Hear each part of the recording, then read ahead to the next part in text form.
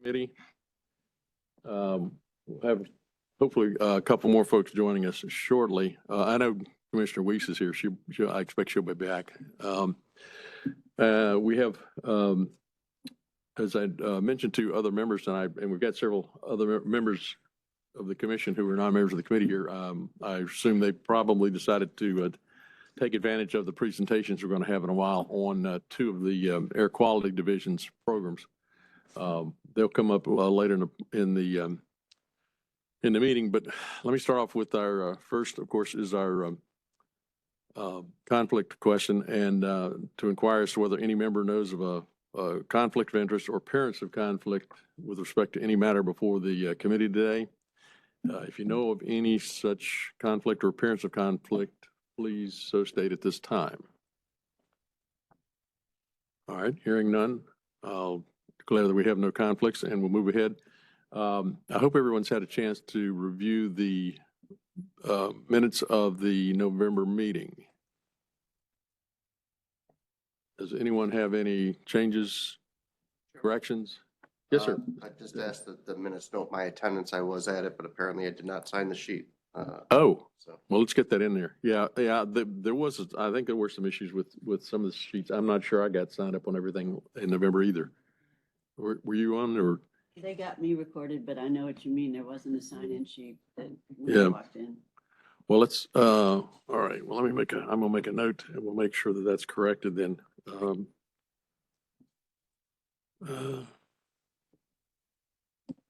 Any other changes or corrections? Oh, thank you for correcting it. All right, if there are no other changes or corrections, then I'd entertain a motion to approve the minutes with that correction. I make that motion with that correction. Second? I'll second. And a second by Commissioner Duggan. Commissioner Bailey made the motion. All in favor, please say aye. Any opposed? And the minutes are approved. All right. So Ashley's going to do the first. All right.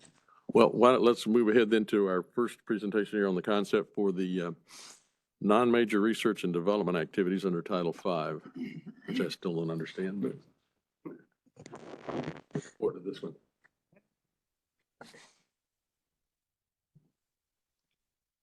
Good morning.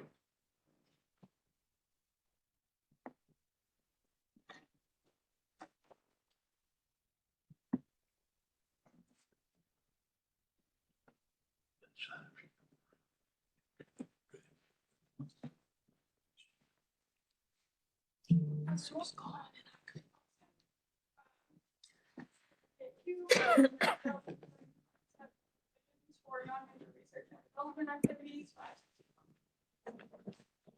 So for some background, on July 10th, 1995, EPA posted a document called the White Paper for Streamlined Development of Part 70 permit applications. And Session Law 2023-143, Section 1211C requires the EMC to begin rulemaking process for creating a Title V permit exemption for non-major R&D activities consistent with this EPA White Paper. And the session law states that the rules shall include at a minimum allowance levels and minor permit modification thresholds. And this provision will add flexibility to the rule for facilities with research activities. And the due date to complete rulemaking and submit a Title V program amendment request to EPA is July 1st of 2025. And lower the links to white paper and state law. So for progress and next steps, currently we're evaluating the state rules and the white paper specifications, and we're researching other state rules and practices for evaluating R&D activities under technology. And for our next steps, research and discussion and evaluating possible or clarifying the requirements in accordance with the session law. VAQ is proposing revisions to 15A and 6C O2Q for non-major research and development activities 61. And here's our which is subject to training today the concept. And draft rules JTC will be in March. Request to proceed on the hearing with the EMC will be in May. The public comment period hearing will be in June for August. Adoption by EMC in September. Commission approval will be in October. And then we'll be November.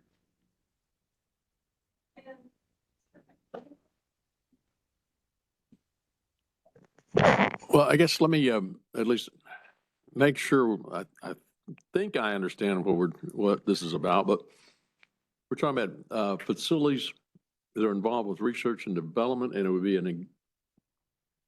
a special permitting provision with respect to that type of facility. Is that all we're talking about here?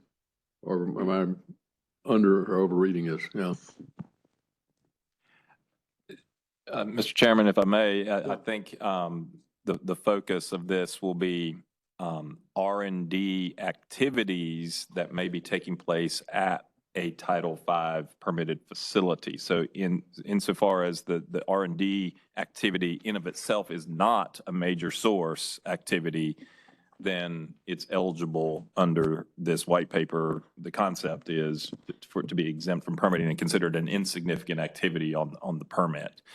As Ashley noted, however, we're really evaluating this further. And part of that will include a consultation with EPA's permitting staff at Region 4 and OAQPS to make sure that we don't get crossways with anything in the Part 70 governing federal regulations. So little thin on the details at the moment, but we needed to go ahead and launch this concept here today to make sure we stayed on a good trajectory to meet the requirements of the submittal date in the session law. No, I think it makes sense. But there's nothing specific in the current Title V regulations on this, correct? Correct. Okay. I noticed here there's a reference to minor permit modification thresholds. Is that be related to maybe permitting an R&D activity within a Title V facility separately under a minor source permit? Is that the idea, or am I again overreading that? Ashley, Yeah, Katie or Ashley, you want to take that? I could pull up the official session law. Well, it's back what I was looking at is on the background slide. Okay. But the Says it- session law language does Yeah. specifically note the need for potential minor permit modifications. And so that's why that was referenced. Okay, so I'm sorry. Okay, so minor permit modification, not necessarily a minor permit. Okay. All right, that's my misunderstanding. Sort of taking the floor. Other questions? Sure.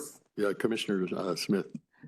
So one question is, do you know of any examples of situations that may have triggered this or fit this description? Because in looking at the white paper, it appears basically the white paper saying if the R&D activity's not co-located with a Title V source and isn't a major source itself, it's not so much that it's exempt, it's that it's not triggering Title V at all. And then it gets into a little bit more nuance about co-located facilities and how much they're contributing to emissions, which makes it seem like probably this is more about minor modifications to Title V permits than it really is about exemptions. But it's very hard to kind of get my hands around what kind of facility might be at issue here. Thank you very much for the question.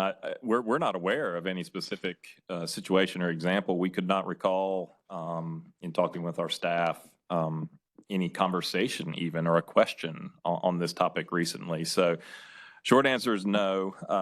We don't have a specific example, but with regard to minor source permitting modifications, the rules are very streamlined for a facility to be able to make those modifications in a very quick turnaround so far as they've submitted an application, and we acknowledge that within 10 days typically right now, so are required to within 10 days. So it's unclear if there's a specific example that motivated this, but in many ways, our practices for the most part align with this concept.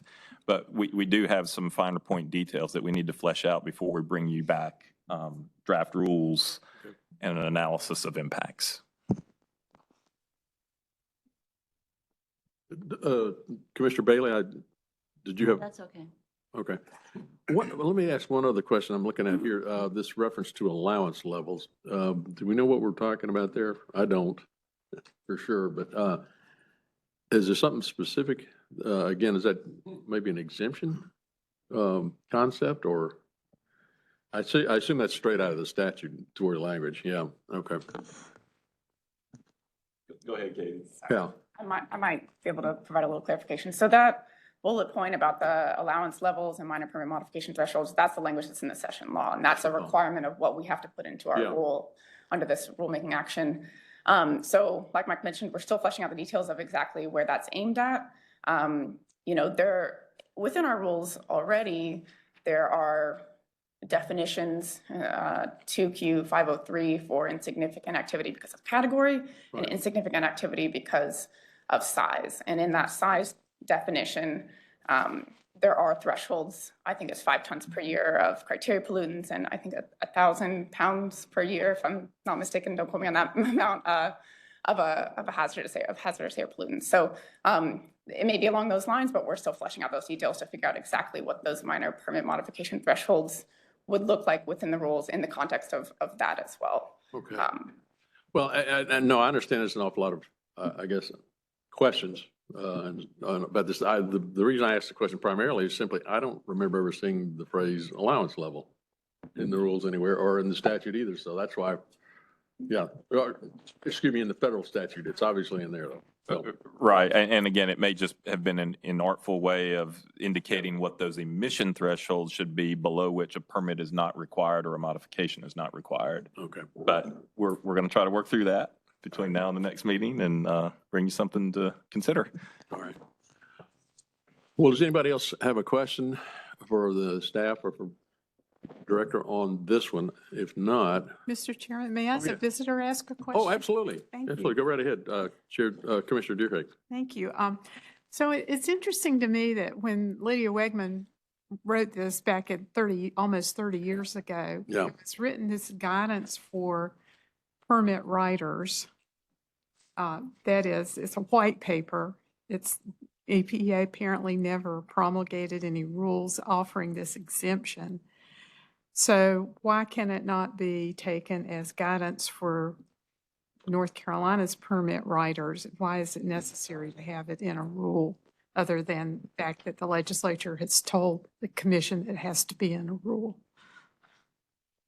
It seems inconsistent with the EPA approach, which is 30 years old. And I'm glad you're going to reach back out to EPA to see if there's anything new that's developed with this. Unfortunately, I don't think Lydia's there to ask. No, she's retired. retired. I'm pretty sure she's retired, yeah. Unless she's doing consulting work with the OAQPS these days or something. Yeah. Chair, has any of the other states finished their program at this point? Do you have any guidance from other states? We do not, but I think that's one of our next steps as well, is kind of checking in with our neighbors first and then across Region 4 and understanding if anyone has put this into their permitting procedures rules at this point. So maybe there's a blueprint out there, but that's part of some of those next steps. Thank you. I guess my last thought on this is that, and it's not like you've got legislative history or anything, or even a regulatory history probably on this, since it wasn't a rulemaking, but see if there's anything more from EPA on what this whole thing was about, quite honestly, since it's, as Commissioner Deerheck points out, it's nearly 30 years old now.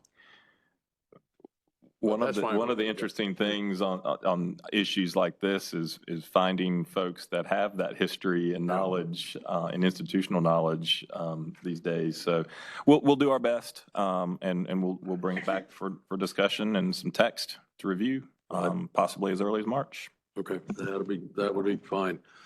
Well, let's move along then, because I want to give as much time as we can to these, the two presentations here. And let's see, do we have you want to do ambient monitoring first, or Sure, your choice. well, let's see. You've got an update. I'm sorry, I jumped right across. What the update is the presentation, correct? Or does Katie have something else on? I'm just switching the presentations. Okay. No, sir, we have the two informational items, getting to know, part of the Get to Know DAQ series. So we have presentations from our ambient monitoring section chief about our ambient monitoring program, and then from our planning section chief on that part of the program. And then after that, I will have a short presentation update on the session law provisions that we presented in November. Air permit, yeah, Yes, sir. that'll be excellent. Okay, well, let's go ahead then. Good morning. Want to first say to everyone, thank you for inviting me to come here and give an ambient monitoring update for our North Carolina ambient monitoring program. My name is Patrick Butler. I'm the ambient monitoring chief, and I've been with the division now for since the fall of '92. So I've been around a little while, and in the ambient program specifically as the chief since 2018. So I'm going to try to give you some of what we do. All right, so the makeup of the ambient monitoring section, central office, there's 3 branches that I directly supervise, which is the projects and procedures branch, the laboratory analysis branch, and the electronics and calibrations branch.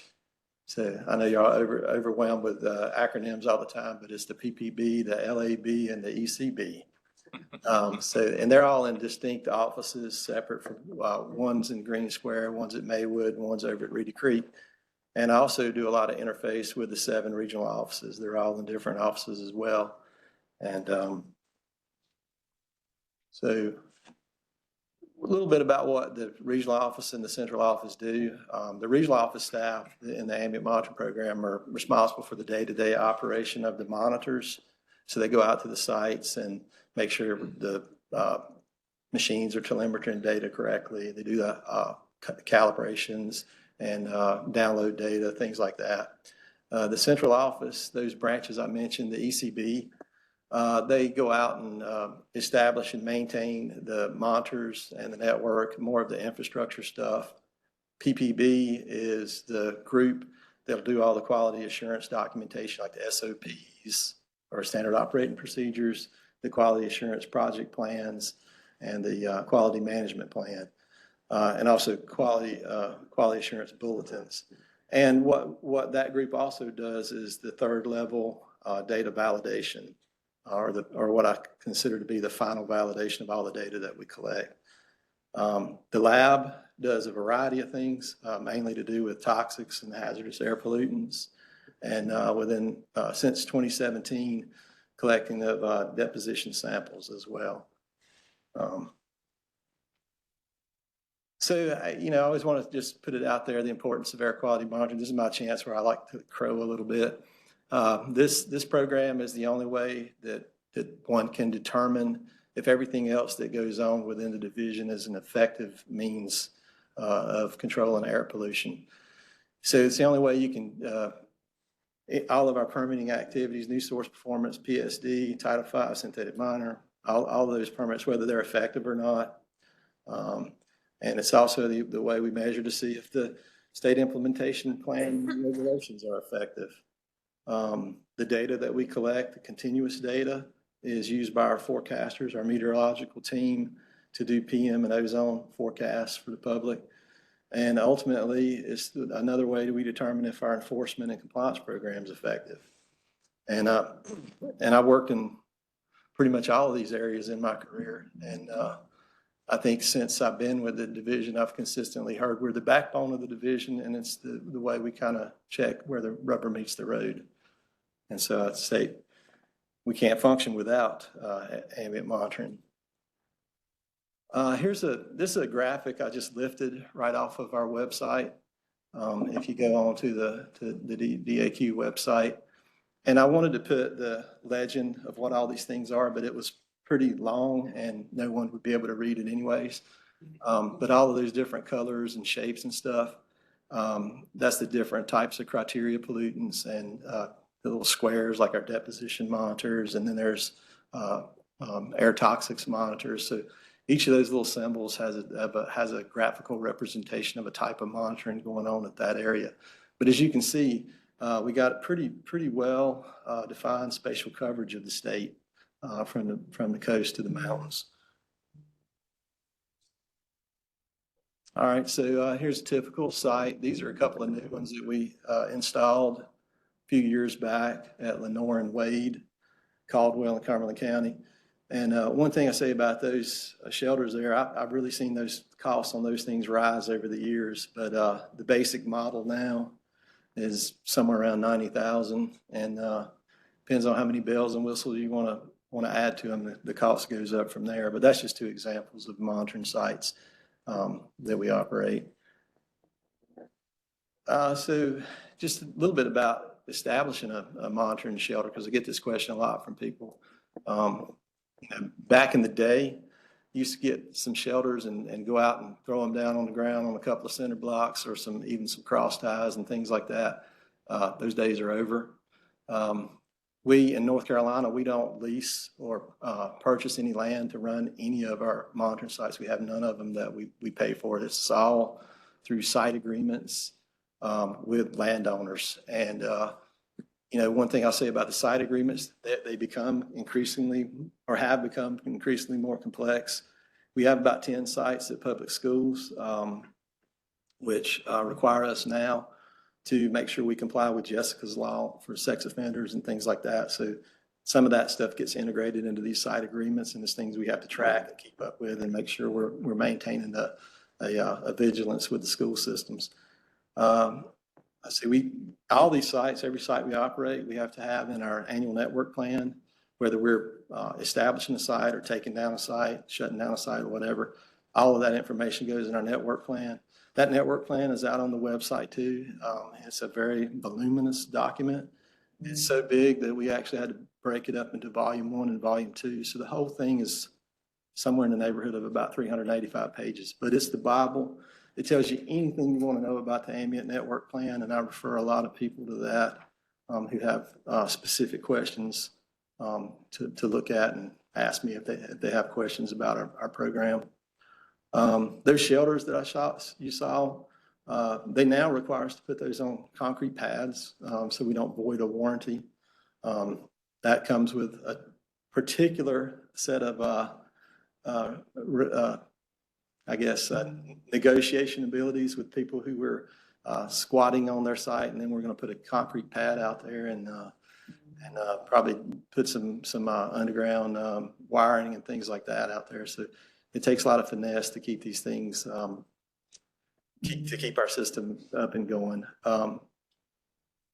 The shelters require proper anchoring so they don't blow away in storms like we had yesterday. And like I said earlier, most of the property owners these days want us to put underground lines. They don't like the aerial feeds. So there's permitting and expenses that come with that. They have to meet Appendix E siting criteria. That's a fancy way of saying every site we got's got to stay away from roads, power lines, trains, trees, buildings that might disturb air patterns, things like that, because this is ambient monitoring. All of this stuff we do requires independent inspections. That's another layer. So when I tell people it takes about 2 years to jump through all these hoops, this is why.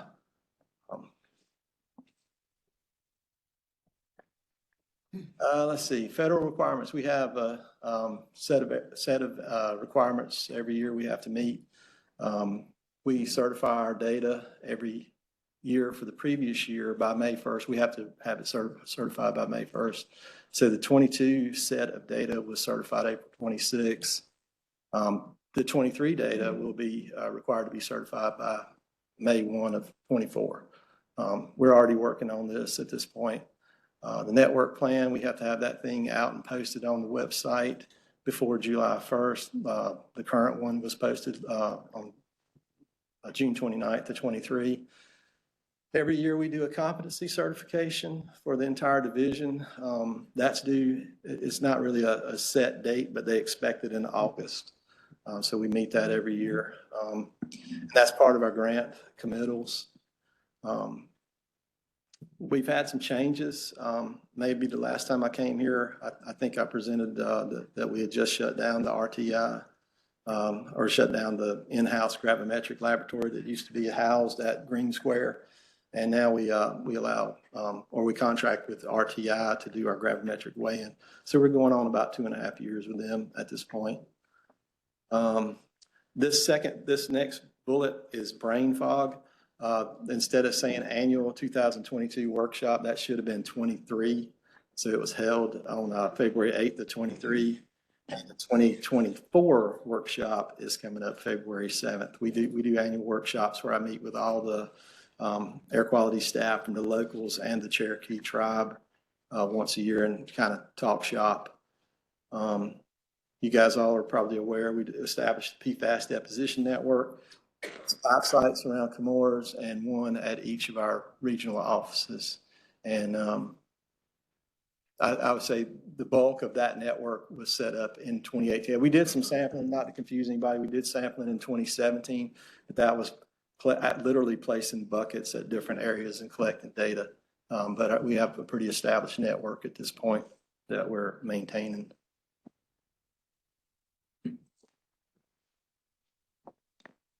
This is the equipment we use in the deposition network.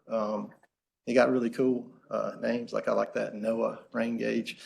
So we use rain gauges, bucket samplers. That bucket sampler is really cool. It's got an arm that moves that shield back and forth between the buckets. It's got a rain sensor. So dry deposition, when it's not raining, it sits like it is now.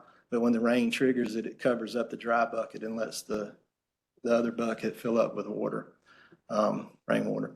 And that's a Met tower at the fish farm that we have down in around Comores.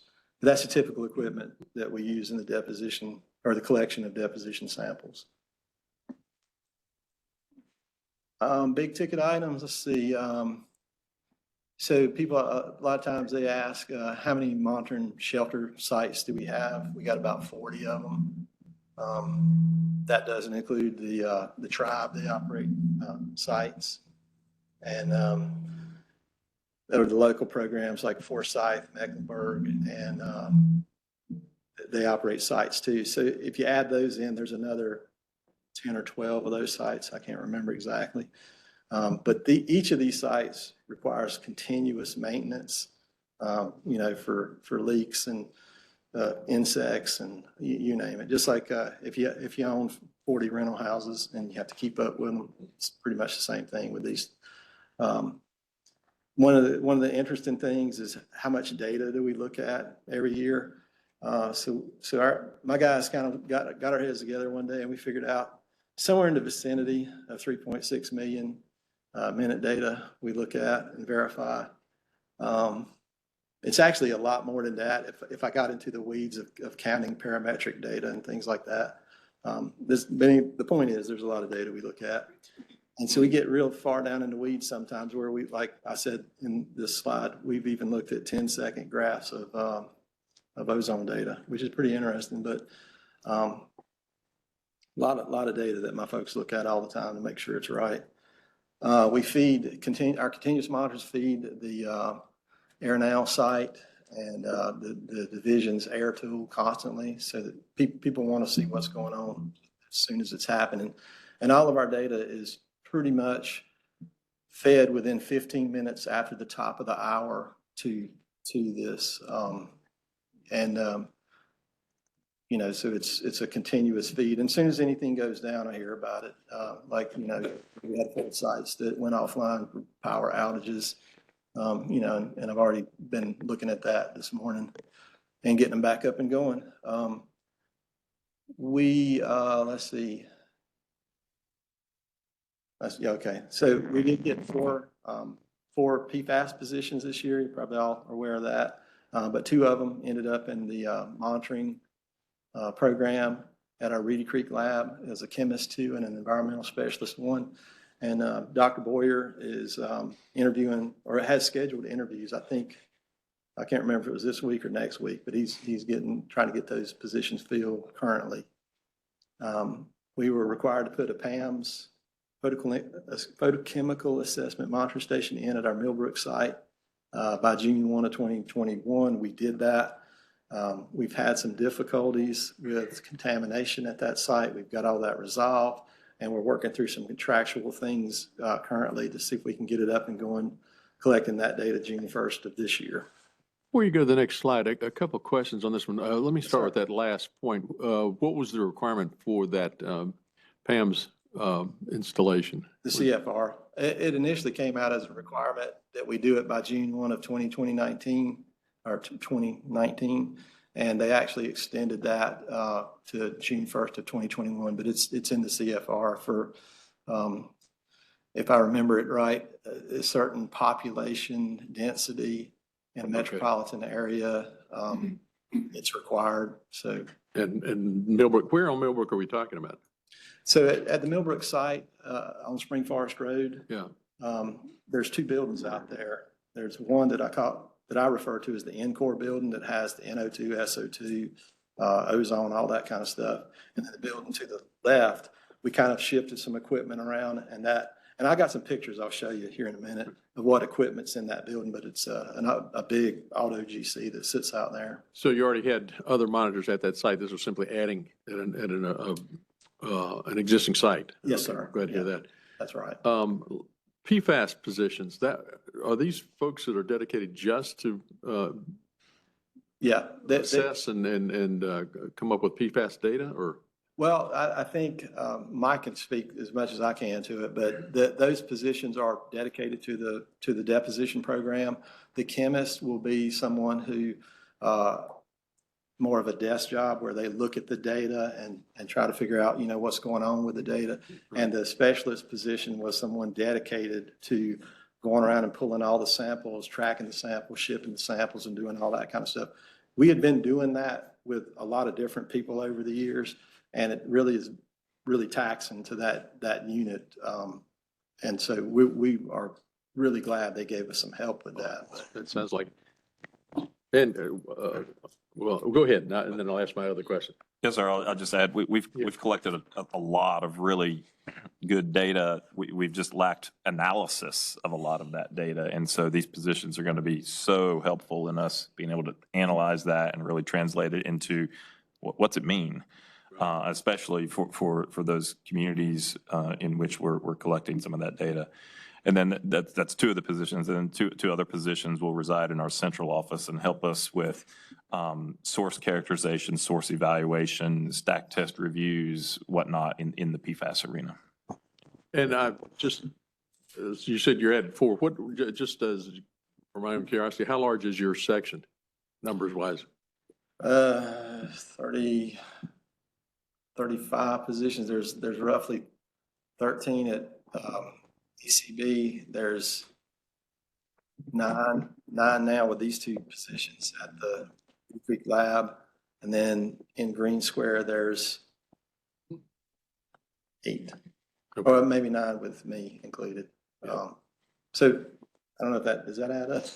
I hope that adds up to what I said. 30. Commissioner Allison. Could you elaborate a little bit on the PAM stations and what they do and what's the benefit of that compared to all the other stuff you do? Absolutely, yeah. So that auto GC collects, takes the VOCs and breaks it down into about 60, it's either 61 or 64 components.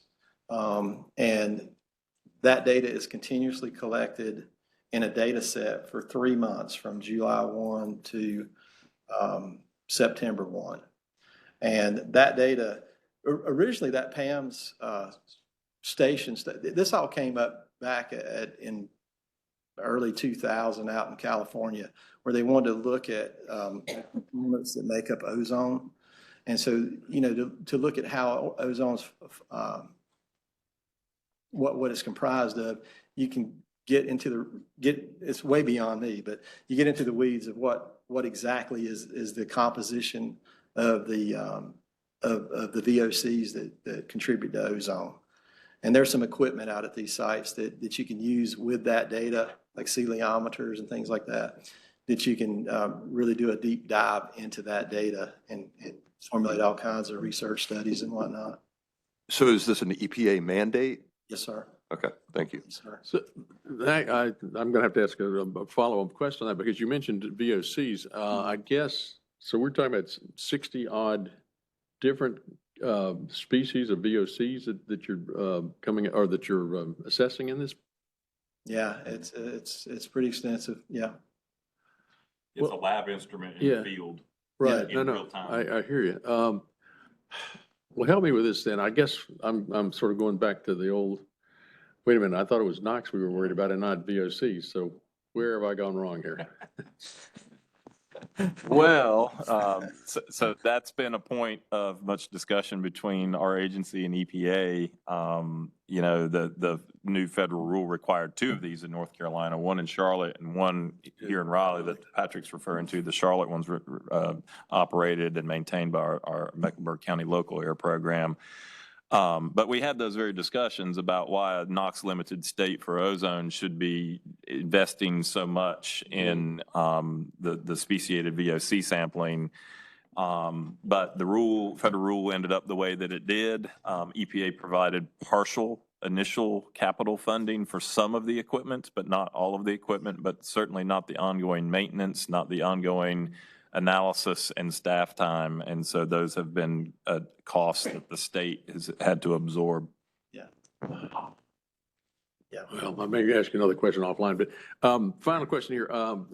Up in your top bullet on this slide, you mentioned that you're operating 40 sites and you specifically exclude the local programs in the Cherokee tribe.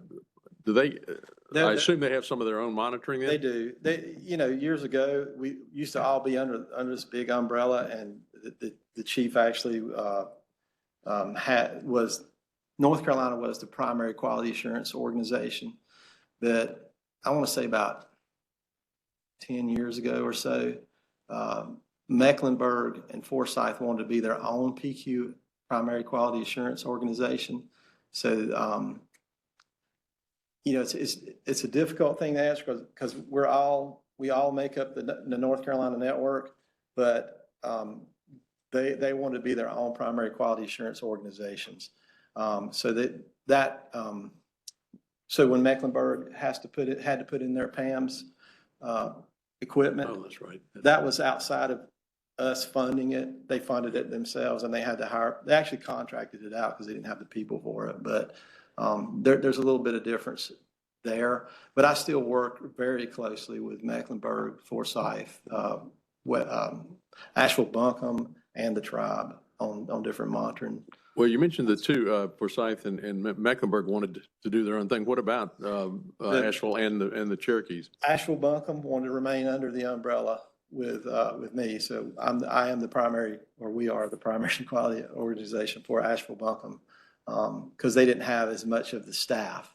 Mm-hmm. It really all came down to a staff. I think Asheville, Buncombe only has two people in their monitoring staff, whereas Forsyth and Mecklenburg had roughly 5 or 6 people. So, but in any event, I hope or assume that whatever data that those other groups are, all 4 of those groups are coming up with is part of our overall system. I mean, they're not out there just doing their own separate thing. Okay. No, that's really where I was going with this. Yeah. It feeds into the same system. We look at their data. We use their data in our modeling. We do all kinds of stuff with that data. Yeah, for sure. So this is required by EPA. Has the results, have you gotten any actionable results out of this? Off of the PAMS Yes. data? The PAM situation is very unique. We started it up in June of 21, and the daycare paved the parking lot, and we got this brown crud that contaminated the instrument. We had to disassemble it. Well, first of all, we tried to clean it, which you do a series of burnouts and things like that. Nothing seemed to work. We got the vendor involved.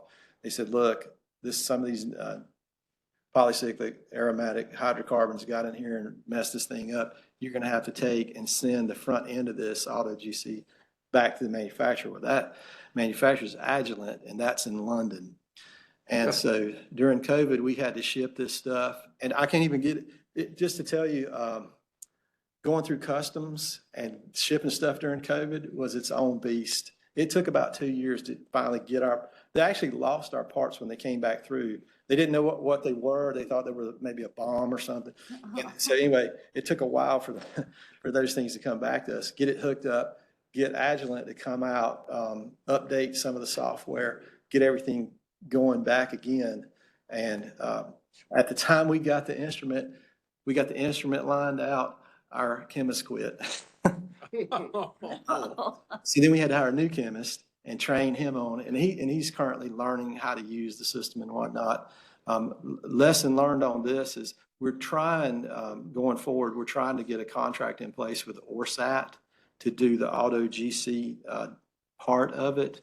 Because this PAMS is not just the auto GC, it's celiometer data, it's ozone data, NO2 data, stuff like that. So, but I can't have that happen again. I can't have a chemist learn something. And what happened, and I had 2 chemists leave since that time.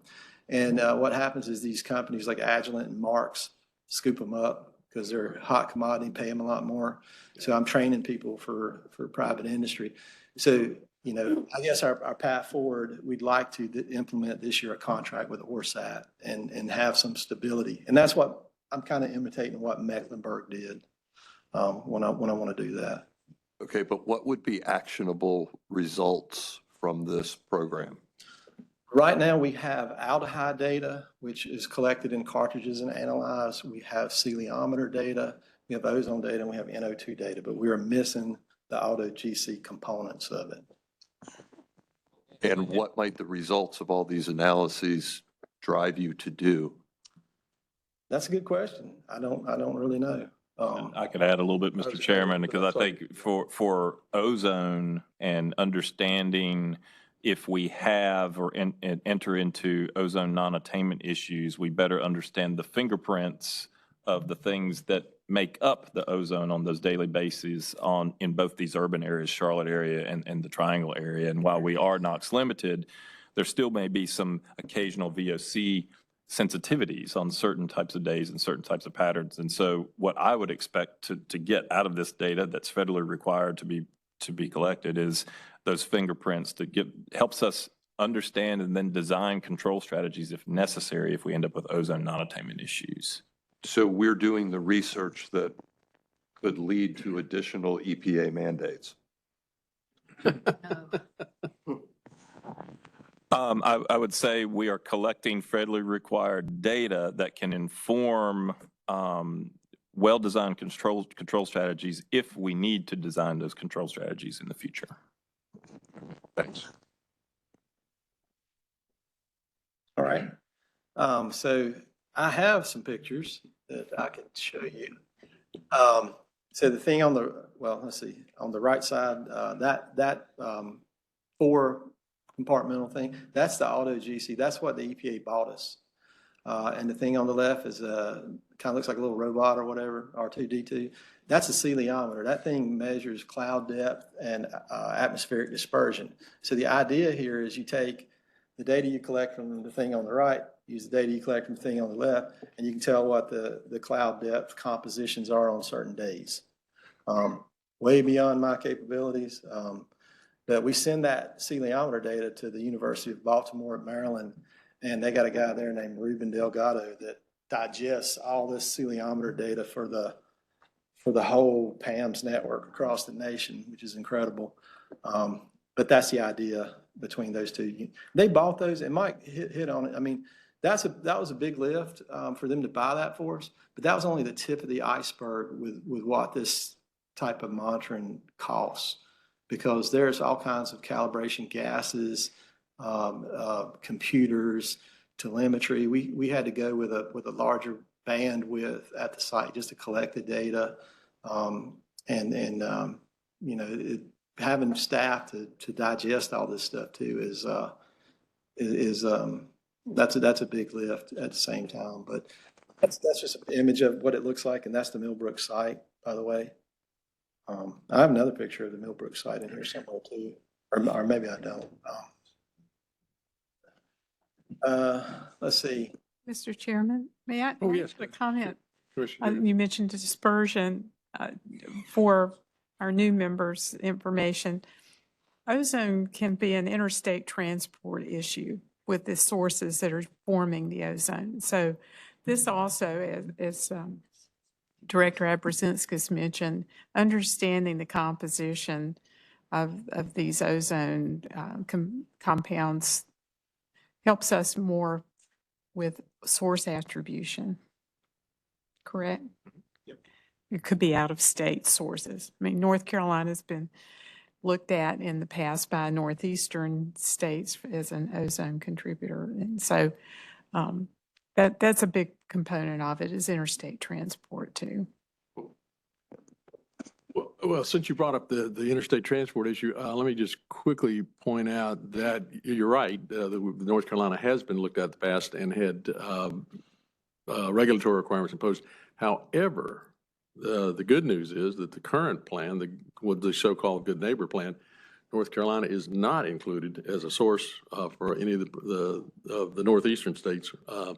In fact, I was surprised when I took a look at this recently that most of the Southeast is excluded from that program, which is certainly different than NOx, SIPCOL, and the rest of the situations we've been through. Now, that didn't mean it couldn't change, and I guess this data would be useful if that does change in future. And I suppose since EPA seems to be in the process of lowering standards, if they decide to go after NOx here in the near term and lower that standard again, we could be either affecting out of state, or we might be back into a non-attainment in-state situation. Hopefully not, because I think we've got very good progress, but there's always that possibility. Thank you for bringing that up. So some of the other things of interest, we commented on the PM NACs back in March 27th, and we're awaiting to see what the EPA comes up with. You know, every year we have to deal with these tropical systems and stuff that I mentioned earlier. Seven named storms in 8 years. I'm just hoping, you know, this year's a quiet year with hurricanes and stuff, but this equipment is expensive, so protecting it is imperative to us. We have a lot of action plans and things we look at, hurricane preparedness documents and things to protect our equipment. There's a lot of stuff that affect ambient air data. Most recently, like the Canadian wildfires, Saharan dust storms, fireworks, heat waves, air mass stagnations, et cetera, et cetera. All these things affect air data, air monitoring data that we look at. So to talk about that Canadian wildfire, we did flag, we put little markers in the data for our monitoring network for June, July, August, and September this year, because of the impacts from the Canadian wildfires. And I got a slide here to kind of show you what we preliminarily saw as an impact. And then there's another little thing there that we actually installed a personal air co-location sensor for personal air sensors at our Millbrook site this year. I got a picture of that. But the Canadian wildfire smoke impacts, that blue line is 2022. The yellow line, or the orange, I think it's orange line, is 2023. So as you can, I guess what the point of what I want to show here, there was a bigger impact or influence felt at our monitors June, and then it kind of diminished over the months to the point that October we didn't. I mean, I guess if you were to follow that line right on out, there wasn't much impact in October. But that data has been flagged that way at some point if we want to. Depends on where this NACS gets promulgated at. If we want to ask for that, some of that, or a lot of that data to be excluded, so that we don't fall into non-attainment because of an international event. And by the way, I've never seen Canadian wildfire smoke impact North Carolina till this year. I didn't think it could happen, but it definitely did. And you know, fortunately, it didn't impact us as much as it did the Northeast, but it did. It did have impacts. I wanted to show that to y'all. So that, you know, and I talked to a lot of past air quality folks, and, you know, if they'd ever seen anything like this, and they said, no, not from way off in Canada. So, let's see. And that's the co-location shelter, that little kind of chicken coop looking thing there. That's at our Millbrook site. And this is another piece of equipment that the EPA bought for us and said, hey, put this out there, which we're glad to have. But I got to get a fence put around it so that when the public puts small sensors out there, they're not allowed to walk over to our official regulatory instruments and push buttons and stuff. So we're waiting to get the fence in, and then we'll have a facility where people from a lot of the universities like to do stuff like this, but where people can come in and locate, you know, the purple air sensors or whatever, and see how it looks compared to the regulatory data that we collect. Looking to have that thing kind of wrapped up here in a bow soon. Quality assurance project plans. That's where we live and die in air monitoring. So we had a 2019 technical systems audit. They had a lot of comments about our program, and we've worked extensively since then to bring everything up to what they requested that we do.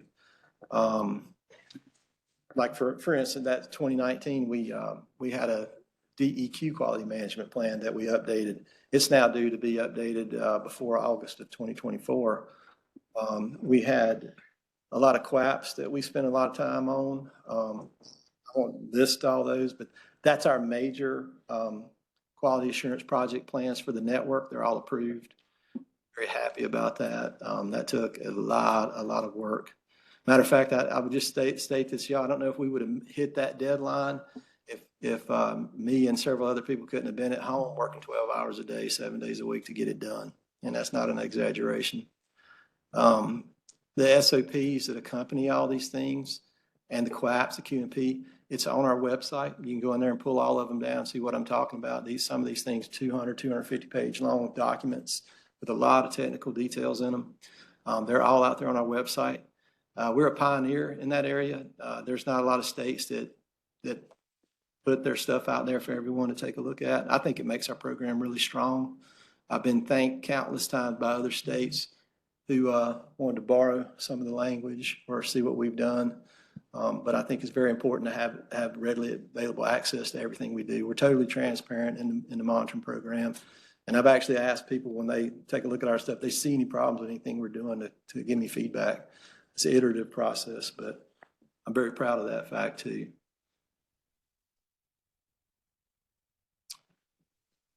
I think the last time I was here, this chart had a lot of different colors on it.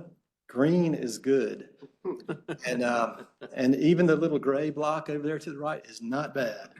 We're just trying to implement some additional equipment, some cryo kits on some of our, I don't want to get into the weeds. Some of our expensive monitoring equipment has to be upgraded for ethylene oxide and some of the lower numbers we're trying to reach. So when we get that done, we'll have to revise that urban air toxics quality project plan. That's all that gray block means, but this is good. EPA likes this. And they said so in our last TSA, so. And mentioning the TSA, we had one in August of this year, the week of August 7th. But just a little bit of background about the TSAs, what they are. Every 3 years, the EPA comes in and turns over every stone, looks under everything we do, asks us tons of questions, looks at our data quality, looks at any kind of anomalies in the data, questions us about it, make sure we're doing an adequate job. They basically turn over the whole program. If anybody's ever been through an audit, I worked for pharmacy one time, and you know, some of the audits we did there were grueling. These audits can be that way, but they highlight areas where they think you're doing good. They tell you things you might need to improve, and they give you a feedback on your whole program. I'm very happy to say when they got through with us in August, They had 3 findings. We've already been working on them. They were very minor. There was no major findings discovered. I'm waiting right now for the final signed report to arrive on my desk, hopefully any day now. And once I get that, I'll it's going to be interesting because I'll probably be developing a corrective action plan for the corrections I've already done. So I have to figure out the wording on that. But that's where we're at. This journey from 2019 to now was a long one, but I think it paid dividends, and we're sitting pretty good with our ambient monitoring program. That's all the slides I have. Take any questions you got about the ambient program. Does anyone have any further questions for Mr. Butler? Yeah, Mr. Commissioner Reardon. Yeah, thank you. Joe Reardon here. Just had a question on your quality assurance system on analytical data. Do you use ISO 17025 as your accreditation? What standard are you working as? And do you really have the resources available to you to ensure a good quality management system for the analytical data? Because good data is good and bad data is bad, but if you can't depend on the accuracy of that data, it can cause a lot of issues. Where are you with that? Yes, sir. You're absolutely right. Those quality assurance plans are done in conjunction with the EPA. They give us the control charts and the metrics that we're supposed to meet. We work tirelessly at trying to integrate all of that into our program. Several questions. No, I don't have enough people. I'll tell that to everybody till the day I retire. But we do the best we got with what we have. We have a data acquisition system that runs a whole host of reports where we can compare year over year, month over month, day over day. We run a lot of different types of analytical tools so that we can look at trends, where data is going. But the bottom line with the ambient monitoring program is we want to meet or exceed all the requirements that the federal government hands to us. And we actually, just to put it out there, we're more stringent on ourselves than the federal government is on us because we run a tighter ship. That way, if we ever have any anomalies in our tight bands, we don't exceed what the federal government expects. Chair, can I re-ask that question? Oh, please, go right ahead. Yeah. Sorry. Great. No, you answered it, especially on the data that you get. But the evaluation and the quality systems on operating the analytical equipment that we have, the GCs, the Okay. ICPs, Yeah. whatever, mass specs, do you have in place a quality management system or do you aspire to have one in place? Where is it for the quality of the data coming off the machine with the analyst? Yeah. Meeting proficiency testing, that kind of stuff. Yes, we do some proficiency testing out at the Reedy Creek lab. We'll order blind samples, run them through our process, send the results out, get the results back, compare that to what and the EPA takes those PT samples and gives us spreadsheets to show us how we compare to other states as well. We're not a what is it called? ISO. What's the word I'm looking for, Mike? The certification that other states have that we don't, and it's slipping my mind right now. But NATS, yeah, we're not an EPA NATS laboratory, but we run all the tests that the other NATS laboratories do. We just don't have the resources to be a NATS laboratory. Some of the states we have, they have 25 or 30 people running a laboratory. I'm running on a skeleton crew of about 6 or 7 people. So, yeah. And getting back to I'd love to have the additional resources to go further in that direction, but we're doing pretty good with what we got. Thank you.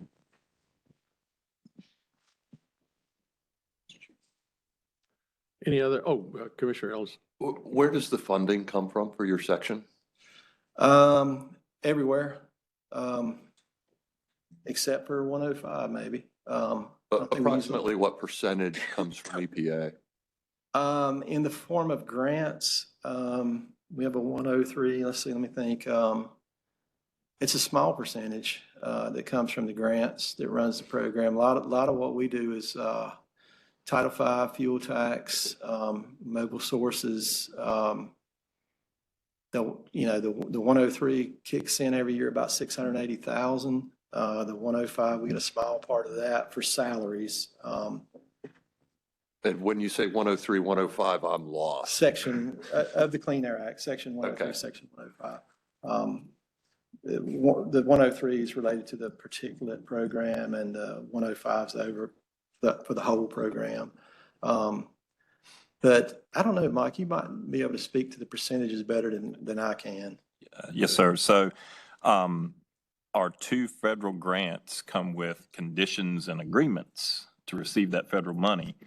And almost everything you've seen during this presentation is included as a condition in those agreements to receive that money. The unfortunate thing is the money that we receive through those grants by no means covers all of the things that are required of the state. And that's a constant point that we're making to our federal partners, that the base grant funding does not come close to covering what's required. And so that's something we're advocating for on all sorts of stages at the federal level. While a lot other categorical grant programs may have increased, the air program's categorical grants have remained flat, while requirements have been on a very steep increased trajectory. That's kind of what I'm trying to get at a little bit. And that's that's unfortunate. And so you hear Chief Butler indicating we're doing what we can with what we got. And I'm very proud of the QAP work. That is a key piece. If we didn't have all those QAPs approved and quality programs approved, we would not receive our federal grant money. EPA would hold it. So that's a significant manpower issue for us across all of those different monitoring programs. So things you just don't see when you're looking at what the ozone number was yesterday, you know, collecting millions of data points, doing lots of QA, putting lots of manpower into meeting all those federal rule requirements in what is generally an underfunded program. In our technical system audits, EPA repeatedly tells us that we need additional quality assurance positions established within Patrick's group, a quality assurance manager, and more separation between the existing management positions and quality assurance staff. We simply don't have that capability right now. And so, again, we're doing what we can, and we're kind of overlapping roles. But everything's going smoothly, despite what I just said. We're doing okay. But you're underfunded. You're underfunded, and based on EPA's lack of increasing the contributions through various programs, you would then need to look to the legislature for additional funding. Is that correct? That'll be just something we're discussing. It is just something we're discussing at the department level, and part of a bigger budget question and ask, not just focused on monitoring. Monitoring's obviously a backbone piece of our program, but yes, I mean, we are, and I'll probably touch on this a little bit more tomorrow during my remarks. You know, we do have some funding issues across our division. Yes, sir. Thank you. Let me take that one little step further, because we've got some new members who are not really aware of sort of your overall, how the division is funded overall. Why don't you just give a quick, you know, percentages and so on. Imagine the pie chart. So about 10 to 13% from those two federal grants, about a third of our funding from a portion of the state's fuel tax, about a third of our overall funding from Title V permit fees, about 10 or less percent from, I'm doing this from memory, 10% or less from our non-Title V permit fees, and 15, 16% from the vehicle emissions inspection program, which will go away mostly in about 30 months. Yeah, I wanted to make sure everybody heard that and understood that, because of the changes that occurred in this last legislative session. The only county left, or is Mecklenburg even left in the system now for vehicle inspections? The session law leaves Mecklenburg in the program, but in our SIP revision, we may go ahead and remove any emission credits from Mecklenburg, because it just doesn't make sense from an emissions accounting perspective to keep Mecklenburg in the program. But from a financial perspective, if it remains in Mecklenburg, there will still be a small amount of revenue. All right, that there. was really But where I was going. the bottom line is we're pursuing and discussing full revenue replacement for those potential losses. But again, that's 30 months or less away Right. from becoming reality. Yeah, I just want to make sure everybody understood that bottom line is that the Air Division gets, and I think I'm stating this correctly, 0 appropriations from the legislature. Is that correct? With the exception of the PFAS sorry, the staffing and PFAS. operational money Okay. that we got this past year, which Okay. we are grateful for. Other than that, $700,000, we do not get any additional general fund appropriations. So when we get legislative increase authorized by the General Assembly, said the 4% that state employees got this year, that was about a $700,000 liability that we had to find, and by not doing $700,000 worth of things elsewhere. So to give our staff those raises. That's not good. Okay. No, I understand that, but I want to make sure that we had some context here because. I understand Yeah. the unfunded mandate issue, and that's kind of what I'm trying to get at. Well, that's what I figured, but I also want to make sure that everybody understood in the context, not only how small that grant portion is, but with the, as Mike has pointed out, the increasing requirements coming from EPA, and they go up, the dollars don't go up. So anyone else have any thoughts, questions, anything for Chief Butler before we move on to the next presentation? All right. Well, thank you very much. Thank We y'all. very much appreciate it. Yes, sir. Thank y'all. And now we're going to have a planning section presentation. Let me just comment, because I noticed I was looking quickly at your slides. You got a lot of slides, so you're going to either have to move fast or skip a few, I think, to even come close to our time frame here. Yeah, happy to do that. Good morning, commissioners. Thank you for the opportunity to speak with you today. I'm Randy Strait. I'm chief of the planning section with the Division of Air Quality. And I will go through these things, and if you see something and I'm moving through a little bit quick, stop me if you would, please, and I'll try to explain. Okay, so this is just the topics I'm going to cover today. Start with the organizational structure and then talk about some of our program areas, including rural development activities, our work to support compliance with the National Ambient Air Quality Standards, and then talk about some of the products we produced recently on our ambient air quality trends for North Carolina, emissions and air quality trends, and then talk about some tools we developed to help get information on our air quality out to the public in a more timely way, so they can use that to inform their decisions. Some of the acronyms this is the acronyms we're using today on the presentation. On our organizational structure, we have 20 staff in planning, including me. We have 3 branches. The attainment planning branch is managed by Tammy Manning. Rural development branch is supervised by Katie Quinlan, and the Allied Programs branch is supervised by Robin Barrows and Joelle Burleson, whom I'm sure many of you are familiar with as a senior staff person that supports me and others on key projects, including the director's office. So now talk about rural development activities. This is the program area you're probably most familiar with the things that we do in planning. And as you well know, we support the development, adoption, amendment, and repeal of air quality rules under 15A NCAC subchapter 02D for control requirements and 02Q for permit procedures. We have many clients in rural development, and they're listed here in the middle of the slide. I won't go through that, but it can take anywhere from a year to a year and a half process, depending on the complexity of the rule and whatnot. And we submit many of our rules to EPA for review and approval into our state implementation plan, the North Carolina SIP, which I'll talk about in a little bit. Oh, there we go.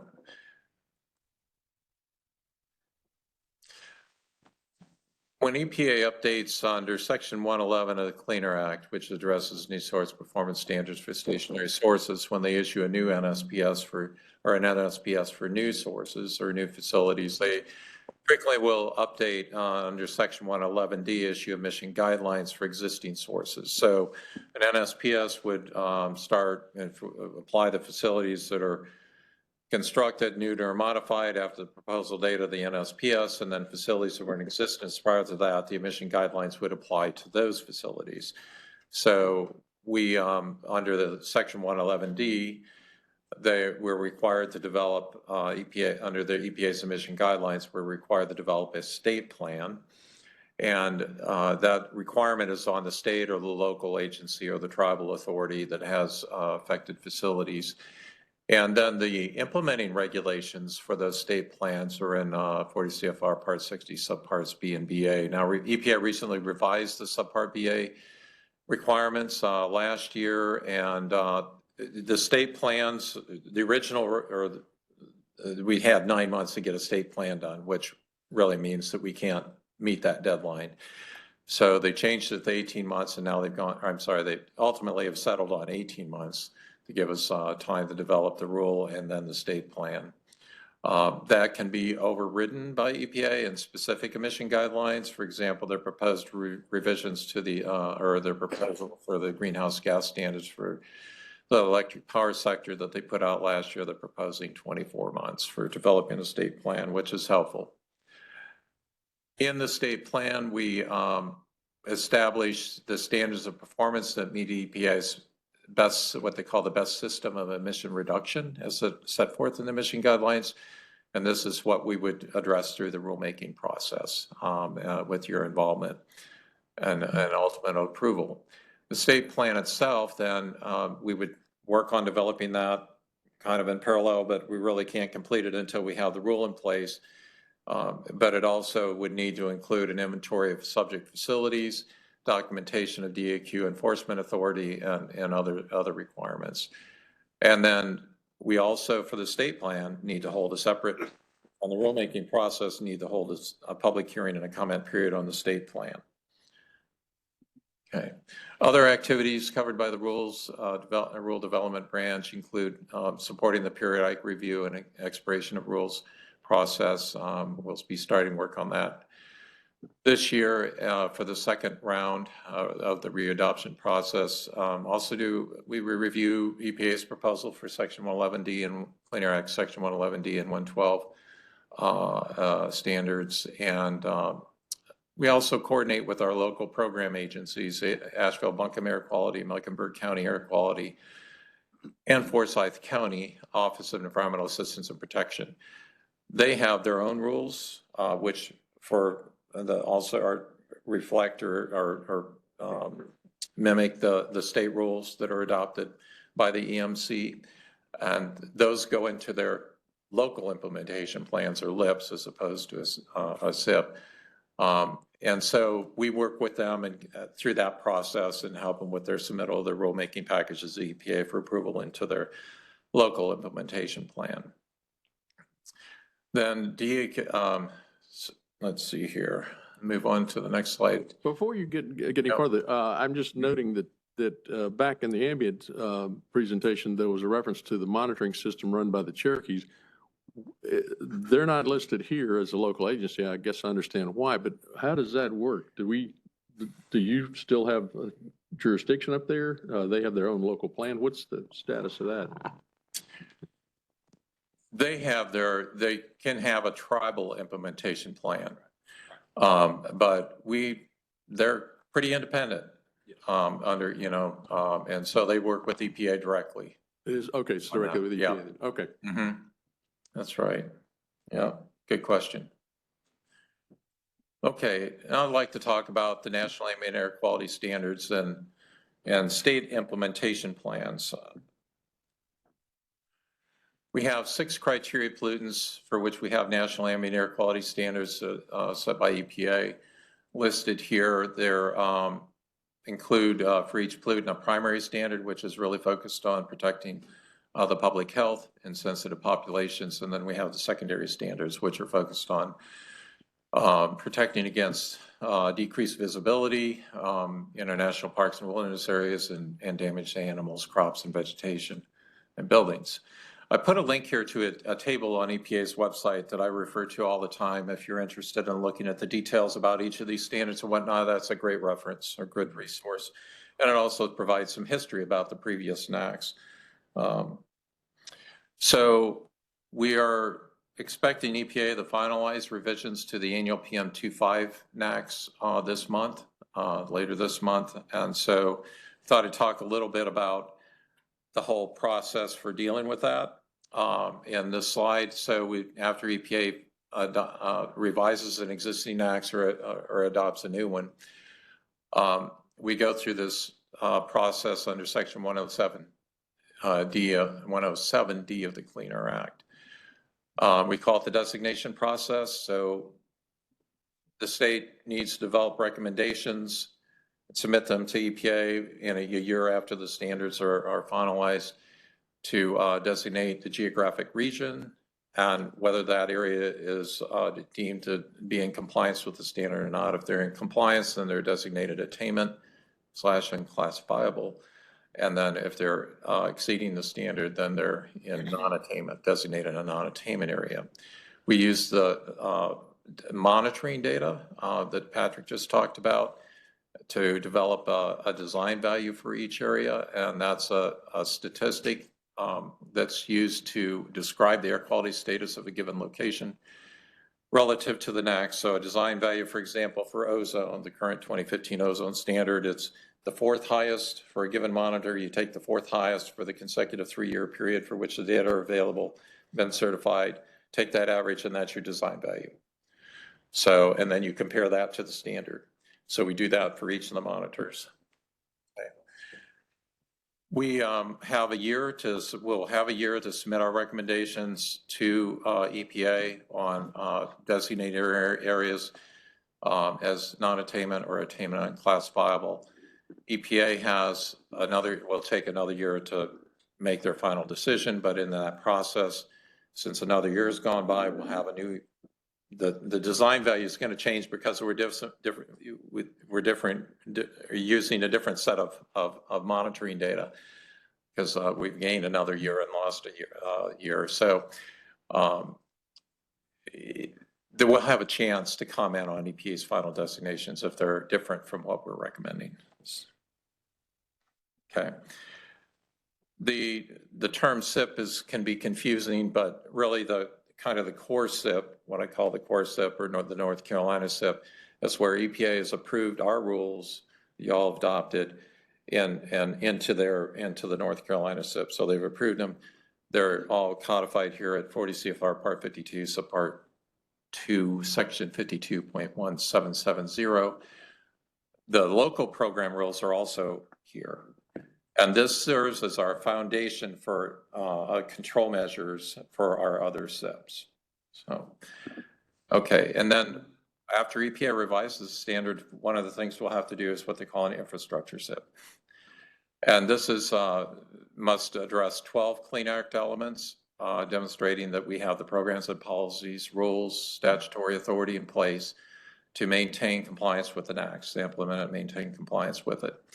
This infrastructure SIP is due 3 years after the NACs is promulgated, and then EPA will take a year, well, it's really 18 months. So it'll take 6 months. When we submit a SIP to them, they go through this deemed complete process. If they don't make a decision in 6 months, it's automatically deemed complete. So if you factor that into their year, so it's about 18 months, would be their deadline for approving our infrastructure SIP. At the end of the presentation, I listed those Clean Air Act elements. There's 12 of them. If you're interested, you can. Okay.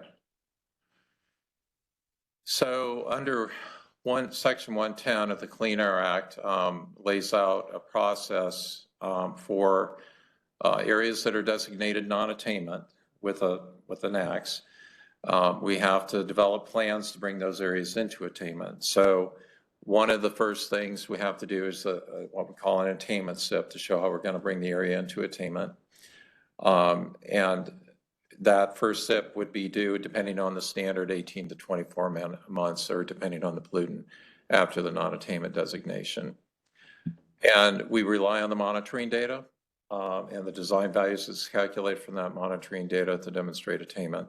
So key elements that need to be included in this SIP are the ambient air quality monitoring data, the design value trends, foundation control programs that show how we're going to get the emissions down to meet the standard, and then, which would means we need to include an emissions inventory and forecast. And some systems may require modeling. When approved, it becomes federally enforceable, which means third parties can, sue or enforce, the SIP, okay, as well as EPA.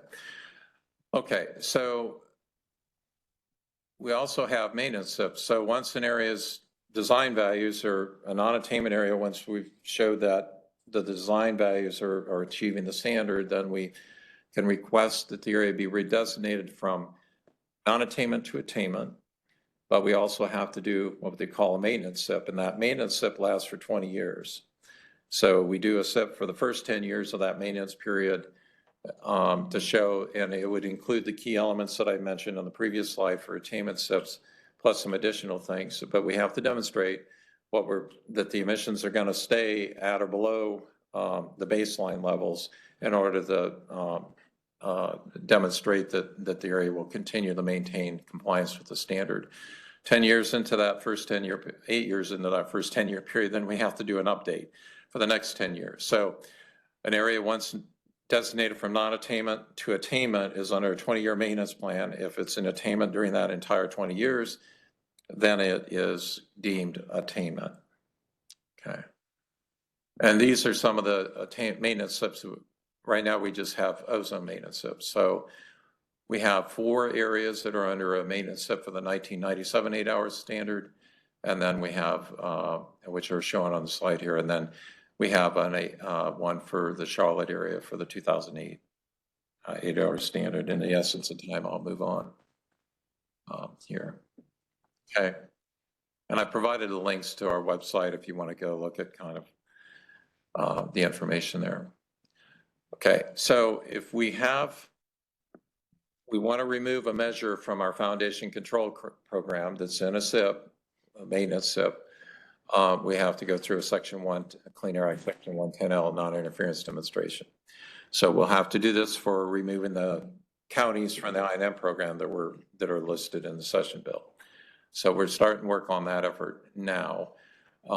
And so this will, and we have to demonstrate that removing the measure will not interfere with ongoing maintenance of the standard for which the area is under a maintenance plan, but it's for all of the NACs. Okay, and then EPA must approve that before it can be technically removed from our SIP. And so we have to go through this approval process first and get EPA's approval before we can technically remove, for example, those counties from the I&M program. So this is probably, as my Director Abrasinskas indicated earlier, about a 30-year process. We'll get this SIP done. I'm sorry, 30-month. Sorry, correction. Seems like 30 years. 30-month process. So we have a deadline to get this SIP submitted by October 3rd. It affects the maintenance plan that I mentioned earlier for the 2008 standard for Charlotte, and also affects the 2 of the 97 limited maintenance plans. So we have to update all those and submit all that information to EPA by October 3rd, and then, they'll have up this year, and then they'll have up to 18 months to approve it.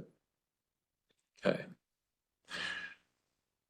Another type of SIP we have is for regional haze. This is under Section 169 of the Clean Air Act, which lays out a process for states to develop plans to achieve improved visibility in national parks and wilderness areas to background levels by 2064. So we've gone through one round. The second round SIP, we do these for 10-year planning periods. We submitted in April of last year for the 2019 through 2028 planning period. And we have a progress report that we have to do every 5 years, and that's due next year in January. The round 3 SIP will be due in July of 2028 for the next 10-year planning period. And we work with the southeastern states and local agencies and tribes in developing the technical information that supports all of this planning that goes into the SIPs. And so we've started actually doing the planning process for the round 3 SIP already. So these are very time consuming and lengthy projects. Mission inventories for anthropogenic sources. This is a cornerstone for supporting all of our SIP work and evaluating air quality impacts. We prepare these not only to comply with EPA's emissions reporting requirements rule, but also, for our SIPs and our quality trends analysis and whatnot. This is just listing the different categories, kind of how things are grouped. Stationary point sources are permitted facilities. Stationary non-point or area sources are those that are not in the point source inventory. And then we have on-road, non-road, and what we call a separate category called fires and events, which wildfires and prescribed burning. Okay, we produced last year, updated in September, published our update to the North Carolina Air Quality Trends Report, which covers the 30-year period, 1990 to 2020. And we significant reductions, just saw great information here for 95% reduction in SO2, over 70% reduction in CO and NOx, and nearly 50% reduction in fine PM2.5, and a 68% reduction in volatile organic compounds. Ozone seed stays have dropped significantly in recent over that time period. Our visibility on our national parks and wilderness areas have improved significantly. Significant decrease in greenhouse gas emissions and our hazardous air pollutant, toxic air pollutant emissions over 100,000. 100 million pounds lower than they were 3 decades ago. So very, very good progress there.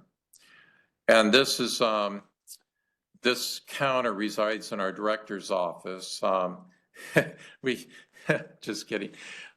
We're over 8 years in compliance with all of the national ambient air quality standards. So it's something to be proud of. 3,054 days to be exact today. All right, I'd like to talk a little bit about our air quality portal and forecasting work. So this is the landing page for our air quality portal, and don't expect you, it's just a screenshot to give you an idea what it looks like, but there's a link to it up there. So what, 3-4 years ago, there's been a vision, our directors had that vision, and several of us had, I know Patrick had, to be able to get our ambient monitoring information out to the public in more of a real-time format and a usable format. So after putting our heads together, and we collaborated with the State Climate Office on this effort, developed a new website, which resulted in this portal, which really is a great tool to be able to open up and see what's going on with see the data for our ambient air quality monitors in near real time on an hourly basis. So it's a great tool. It has several things included in it. It's intended to be a one-stop shop for all of our air quality data and whatnot. If you, I forgot, I don't have a pointer, but anyway, at the top, if you go under data and tools, you'll find the ambient information reporter. This is where, this is a screenshot, I think, for October 19th of last year. And what the green squares, that's our monitors, and it's showing the 1 hour concentration for PM2.5 for, I think, from 8 to 9 a.m. And then the other numbers that are showing up in the counties, that's the ambient temperature. There's other meteorological kind of indicators, humidity, whatnot, you can click on to be able to get the information. But you can select for ozone, you can select the averaging period, and the hourly, 8 hour, whatever, and it'll provide that information for you. And then we have, just to kind of indicate how beneficial this tool has been, this chart is just showing page views on our website during key events in 2016, 2019, and 2020. And then we launched the Air tool in August of 2021, and then the portal, which encompasses the tool and many other things, in 2022. But our page views for the Canadian wildfires, increased to 160,000. Prior to that, for significant air quality events, we weren't seeing anything much over 15,000 page view hits. So that was feedback to us indicating that the public has embraced this and finds it very valuable. This is another tool that one of our staff people developed. This really came out of a request where we have a high ozone reading, for example, in Charlotte, that's above the standard. So what does it do to the design value? Is it going to contribute a violation or not? So this really kind of started with that, trying to answer that question. But what this does is pulls all the ozone monitoring data on a real-time basis into, and we were able to do this, it turns out, for the whole country, and received a best practice award from the Association of Air Pollution Control Agencies in 2019. We call this the Ozone Design Value Predictor Tool. If you click on the Garinger site there, you get this drop down. You get this drop down for any monitor if you click on it. But what this does is, if you start at the bottom of the slide where it says historical fourth highest. So for an ozone design value, where we're using the most recent 3 consecutive years of data, using that fourth highest value for the monitor to calculate the design value. So at the bottom, we're seeing that it shows the design values for each year at this monitor, the fourth highest. And the little EPA thing to the side means it's certified data. Moving up from the bottom, you see the historical design values. This is the 3-year average. So for 2017 through 2019, for example, we're at 70. The standard is 70. A violation would be 71 parts per billion. But as the impact of 2020 and the COVID, decreased traffic and whatnot, so ambient concentrations trended downward. But we see it, and now if you look at the 2020 to 2022 design value, we're at 64. Moving up, what this tool does is calculate what it would take to trigger a violation. So for 21 through 23, the end of the last ozone season, the monitor would have that record a fourth highest of 78 to trigger a violation of the standard. But since we're dropping 2020 in that 3-year average, and we anticipate this year, if we have a fourth highest at 72 or higher, then we're going to have a violation of the standard in Charlotte. So that's the kind of information we can kind of pull together and look at, and it helps us think about planning and whatnot, communication with EPA on things and as well as the public. So it's a very, very helpful tool. Okay, and this is just showing the trend in ozone concentrations over that for there's 6 monitors in Charlotte, and this is just showing how from 2017 to 2019, before the pandemic, in 2020, we were that one monitor, the blue line, I think, is the Garinger monitor that we were just looking at. But during the, factoring that pandemic year and the 3-year average, it swung down, but now it's swinging back up for the 21 through 23 period. All right, and then Patrick Butler alluded to this earlier. This is showing the impact of Canadian wildfire smoke on exceedance days. And I might add that an exceedance day is where the monitor records a value that's above the standard, but it's not a violation. It's only a violation if that 3-year design value goes above the standard. So we're looking at exceedances here. And you can see from 22 to 23, on the right-hand side of the chart here, the PM2.5, those are, the exceedances went way up because of the Canadian wildfire smoke. But interestingly enough, we also think that the ozone monitors are responding to that smoke. And so you can see that trend, the number of exceedances going up on the chart on the left-hand side. So this is where kind of watching these trends is really helpful to us as we work with EPA. If we have a violation of the standard in Charlotte, for example, we might be able to go back and exclude some of these days in the calculation of that design value based on EPA's procedures and whatnot.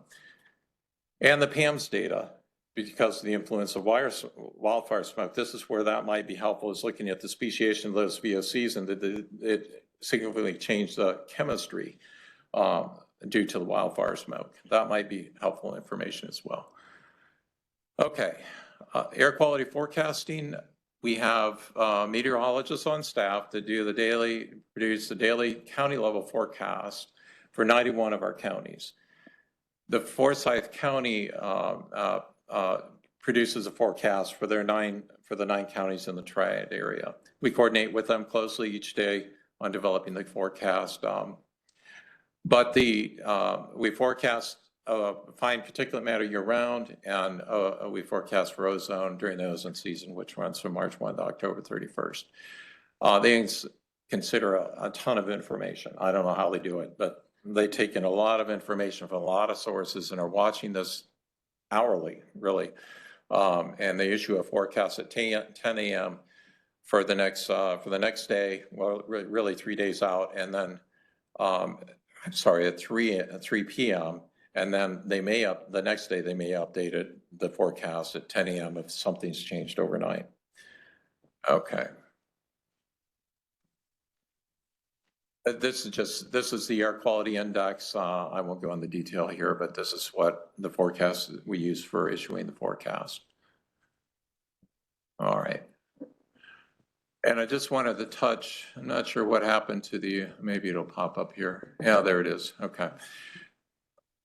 Up until 2019, if you look at the upper right-hand corner there, the map of North Carolina is showing in green the regions for which we issued air quality forecasts. And then we did the mountain ridge tops.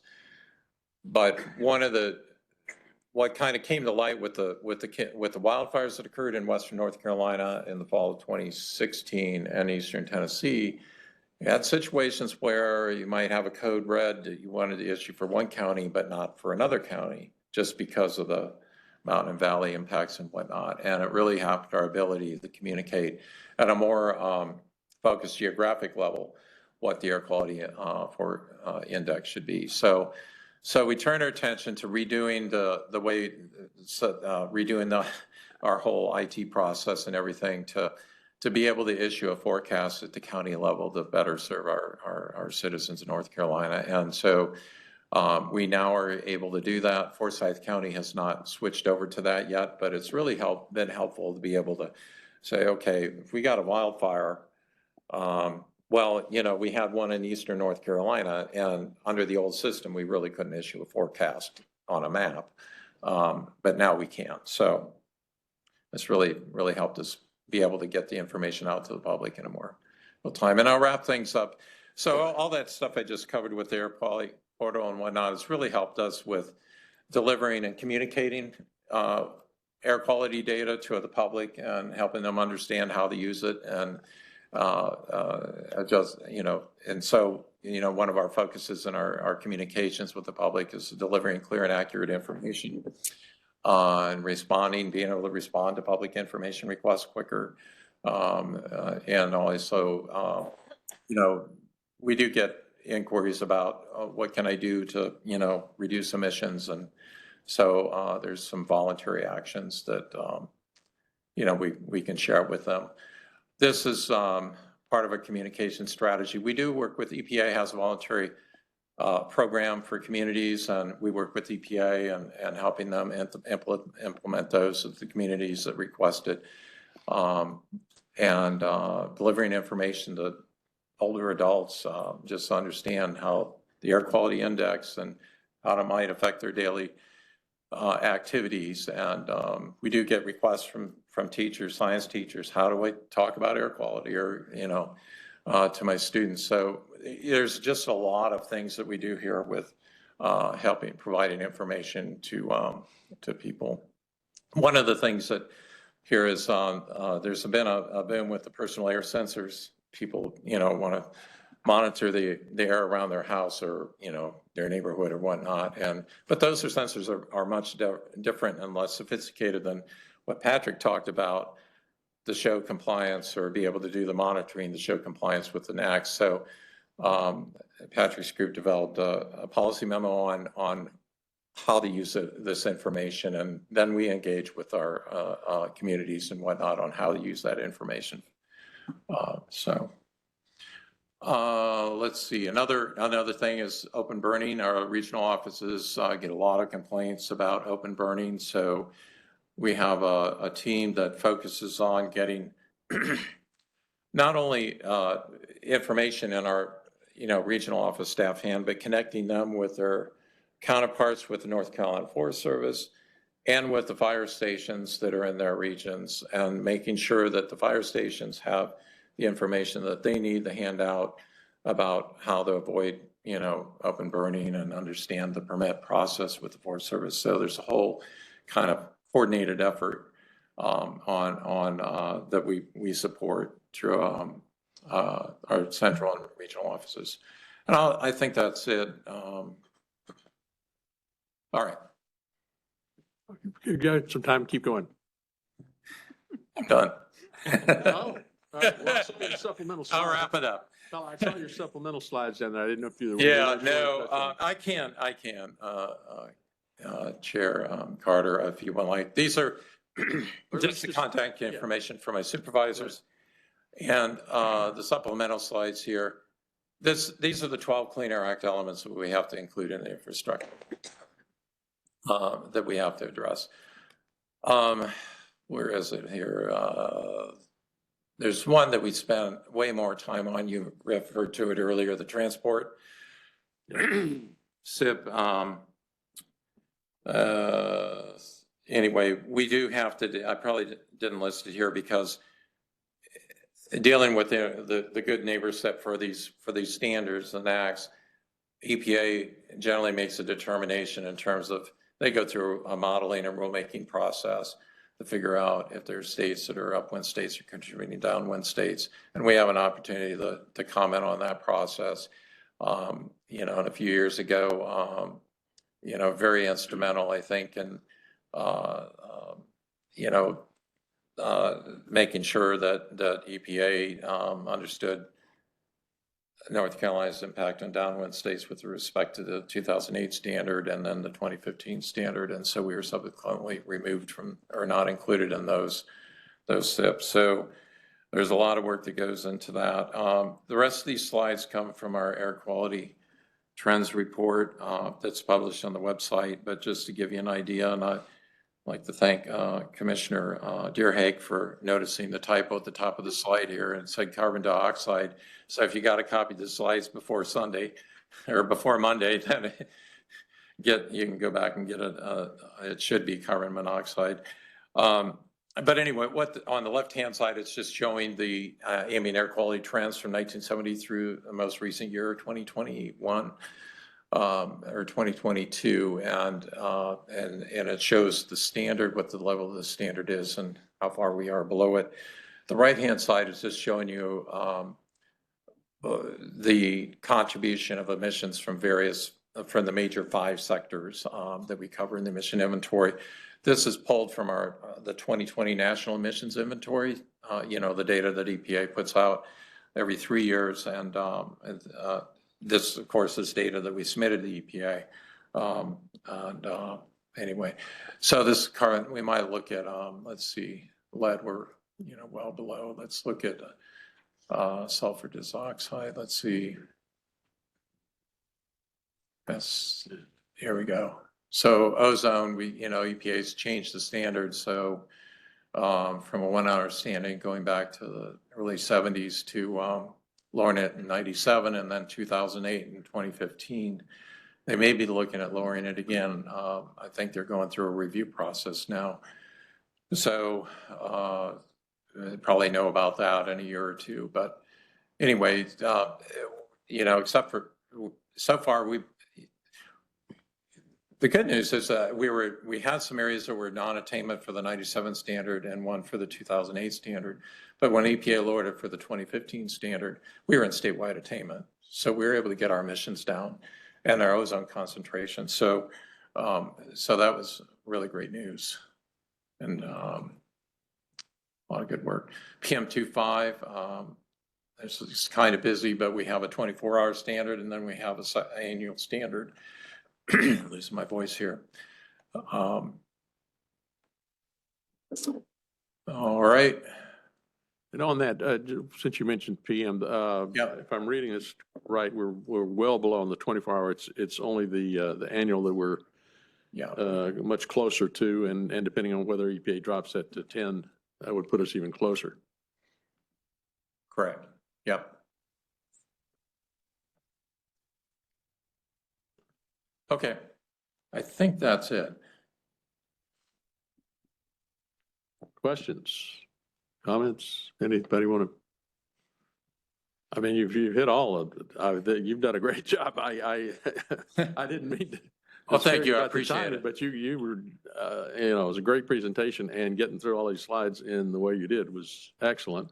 Well, And thank you. We actually, to be honest, I had misjudged our time anyway, because I just went to double check. We were actually scheduled to go to 12:30. I thought it was 12:15. So that Yeah. was my mistake, but we appreciate you taking care of this. And if there are no more questions Commissioner Thank Deere. you. Mr. Chairman, welcome and congratulations as becoming the new chair of this committee. Oh, all right. And guess. for those who are just interested, why I'm so interested in sitting in as a visitor, I am the governor's air quality appointee to the Environmental Management Commission, although I'm not a member of this committee. And I chaired the Air Quality Committee for about 15 or 16 years, from 1997 to 2013. So I'm wholeheartedly interested in what's going on with this. I praise the state for the improvements that we have seen in air quality. It's something that citizens expect and deserve, good air quality. And I must say that it's not only a state effort, it's a local, state, and federal partnership to achieve this. The state does not have the resources to research and strategize for good air quality policy without the help of the federal government and the funding of the federal government, which is underfunded in terms of being able to transfer it to the states for grants. But I do praise the state and the staff for all they've accomplished in the past 30 years to improve the air quality substantially in the state. Well, that's well deserved, because the state really has done a great job over that period of time. And you've seen it here in the reductions in emissions and the concentrations in these air quality standards. It's really been great, and hopefully we'll just continue on. And assuming EPA did anything too extreme here with PM, I guess. Well, and thank you for that, Mr. Chairman and Commissioner Deerheck. Really appreciate the remarks. And I'll just highlight two things from Randy's presentation. You know, the highlighting of the ozone data in Charlotte, and the note that it would only take a fourth highest of a 72 part per billion this coming summer to push us back into a violation of the current ozone standard in the Charlotte area. So that's something we need to be mindful of, and just want to make sure that came across clear from Randy's presentation. And then obviously the aforementioned PM 2.5 NAAQS, which is anticipated by the end of the month. Whether that annual standard will go from the dashed line there that's shown at 12 down to 10 or 9, we will see. But if it is 9, we may and will have a couple of sites based on the current data that would be above 9. But we're doing an analysis now to analyze the impacts of the aforementioned wildfire smoke from last year. We've done that analysis for our Raleigh Millbrook monitoring site that you heard from Chief Butler earlier.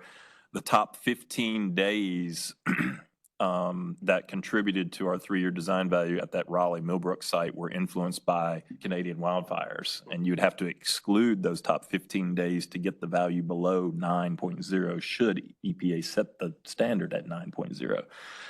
So we'll see once the number comes out and all the associated implementation guidance and regs and whatnot, and monitoring requirements that come along with that standard. But there may be a lot of work ahead in terms of exceptional events demonstrations to illustrate EPA that it was the wildfire smoke. And as we talked about earlier, one of the benefits of having some of that PAM speciated data, it could help us in that regard for the months for which those monitors were operating. So just a couple of highlights, but thank you so much for your comments on that. Well, and why don't you proceed? You're up next for 2 different things, I guess. And yeah. All right, thank you. Thank you, Randy. Good job.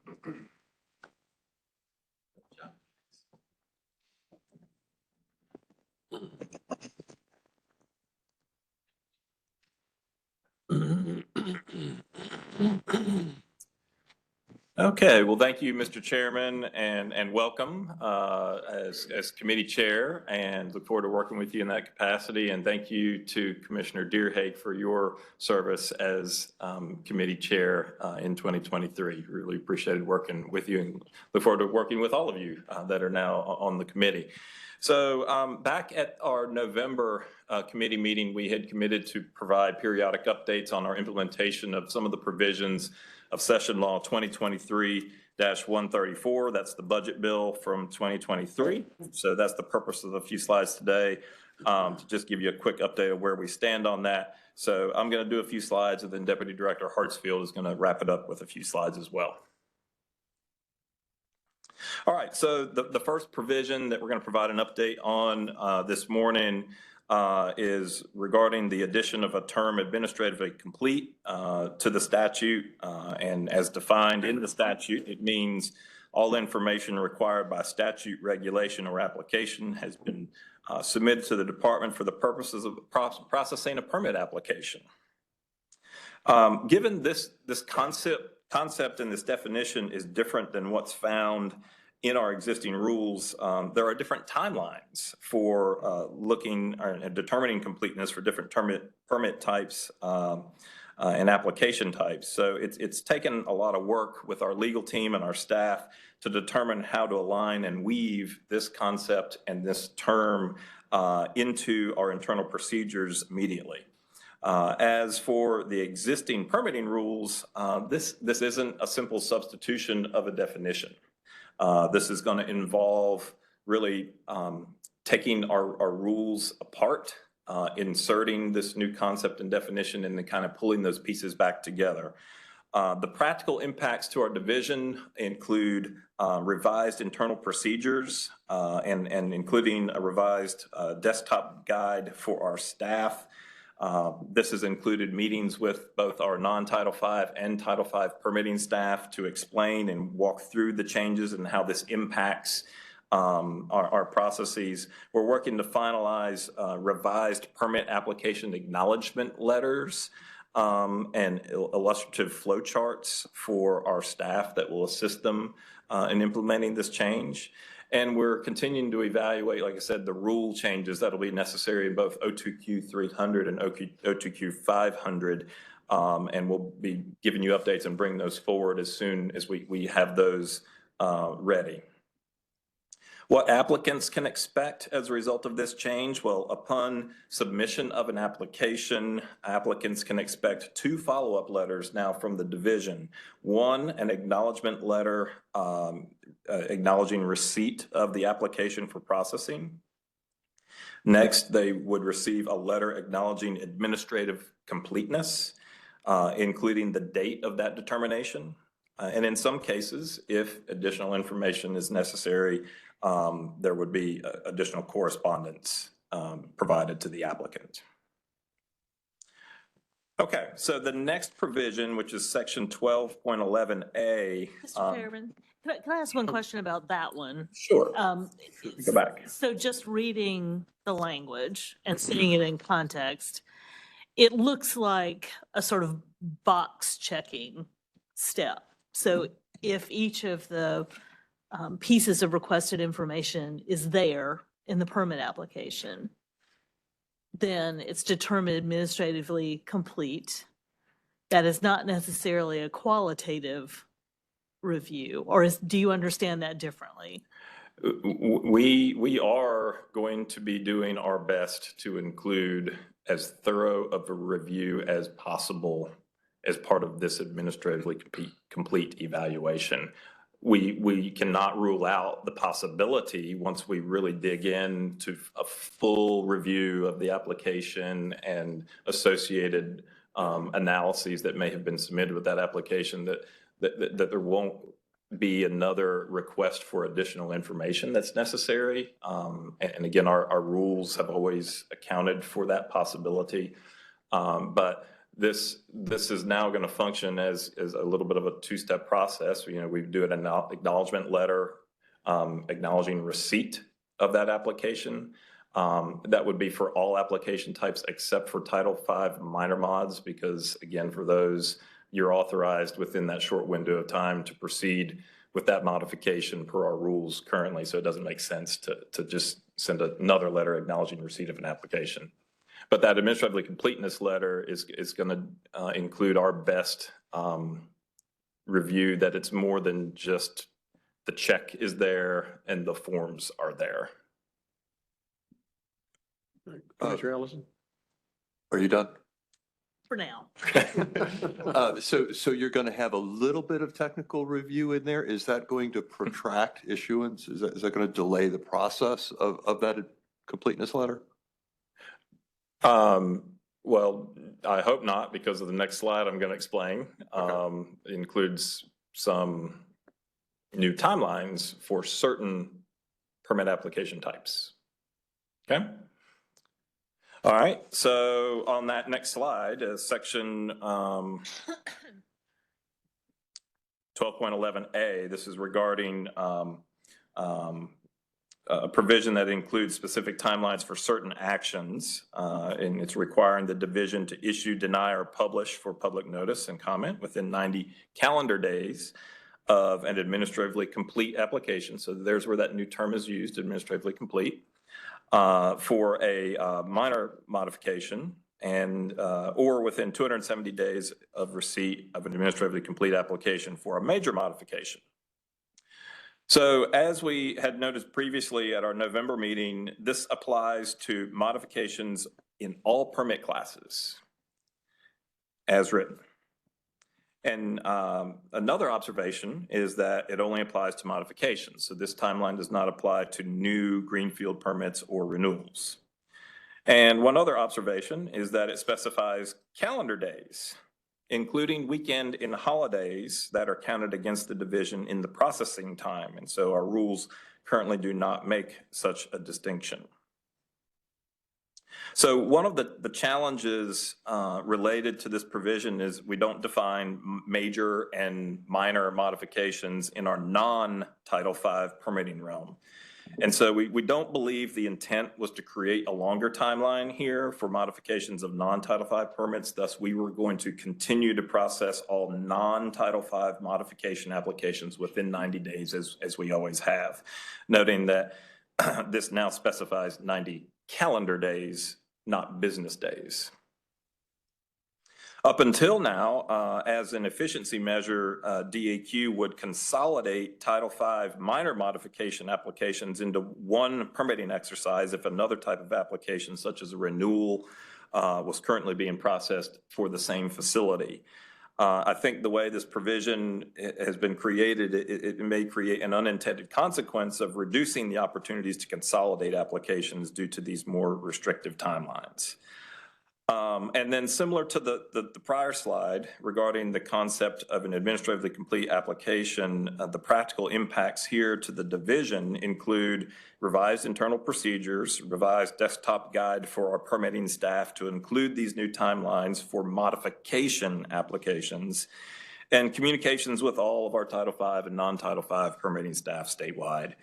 And then we are also evaluating how to amend our existing permitting rules to incorporate these timelines, including the calendar days distinction.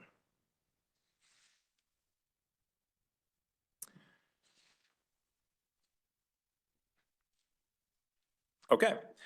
The next provision is section 12.11E, and that's related to pre-permitting activities in 143-215-108A, where the list of activities allowable prior to obtaining a permit is expanded to include construction, but not operation, of a new air contaminant source or control, so long as the applicant has submitted an administratively complete application, with certain exceptions listed here on the slide for certain permit types. As I noted in our prior AQC meeting, we expressed some concerns with this provision and how it conflicts with Clean Air Act Section 110A2C and its federal implementing regulations in 40 CFR Part 51. we've noted that EPA is reviewing this provision as well and has expressed some similar concerns. Nonetheless, we are following and implementing the statutory change, and when considering this provision and its placement in the statute, alongside the remaining existing statutory language, it creates a difference on how this provision will function for a new facility versus an existing facility, and I'll cover that here on the next two slides. So for the how this provision will function for a new facility. Again, in 143-215-108A, subsection A, entitled New Facilities, it reads, except as provided in subsection B1, which is where the new language was inserted here regarding construction being allowable, a person may not, without obtaining a permit under 143-215-108, construct or operate an air contaminant source, equipment, or associated cleaning device at a site or facility where at the time of construction there's no other air contaminant source, equipment, or associated cleaning device for which a permit is required. Then again, in the new subsection B15, as shown here on the slide, it allows construction, but not operation of a new air contaminant source or control so long as an applicant has submitted an administratively complete application. Again, with the certain exceptions listed here. So there are no other requirements for that new facility to complete prior to proceeding with construction. It's simply submitting an administratively complete application to the division. Okay. So hold that thought for a moment. And so the next slide will be how it will function for existing facilities. And again, in 143-215-108A subsection B, and this subsection is entitled Permitted Facilities, it outlines a process for modification of a permit for an existing permitted facility. And there it allows a permittee to apply for a modification to their permit. It allows the permittee to proceed with construction provided they go through a notice of intent to construct process as outlined in this portion of the statute. And that includes a 15-day notice to the public and the division of their intent to modify. That notice has to be provided in a newspaper having general circulation in the area or county where the facility is located and shall be at the permittee's expense. It also allows for written comments be submitted to the division to consider, and it shall include additional detailed information as required by subsections 1 through 6 of this subsection.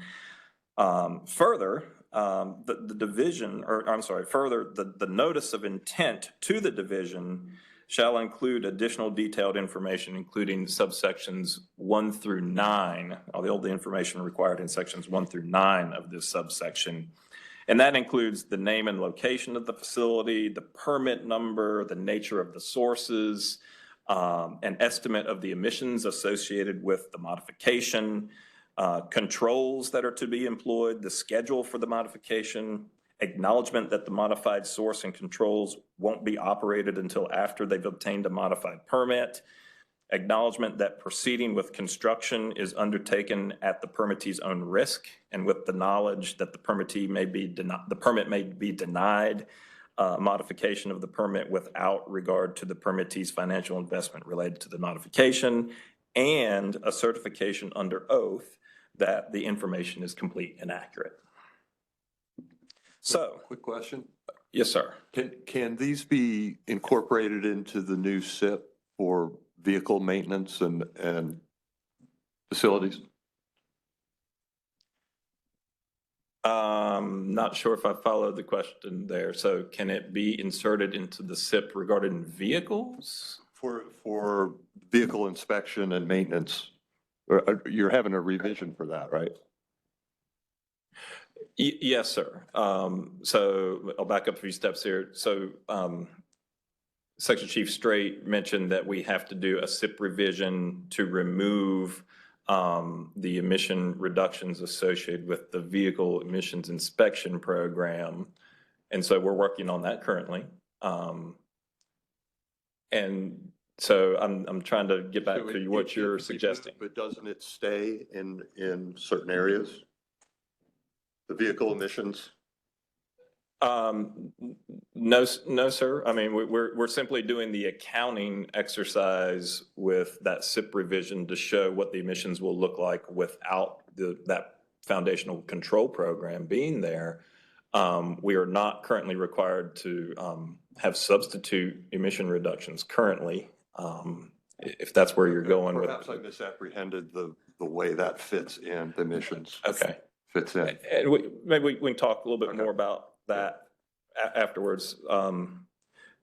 So on back to this, this provision and how it functions for existing facilities, only after the permittee has complied with all of those requirements that are listed off that are in the existing statute today for a notice of intent to construct process, and they've submitted the administratively complete application to the division, then they may proceed with construction, but not operation of that modification at that existing facility.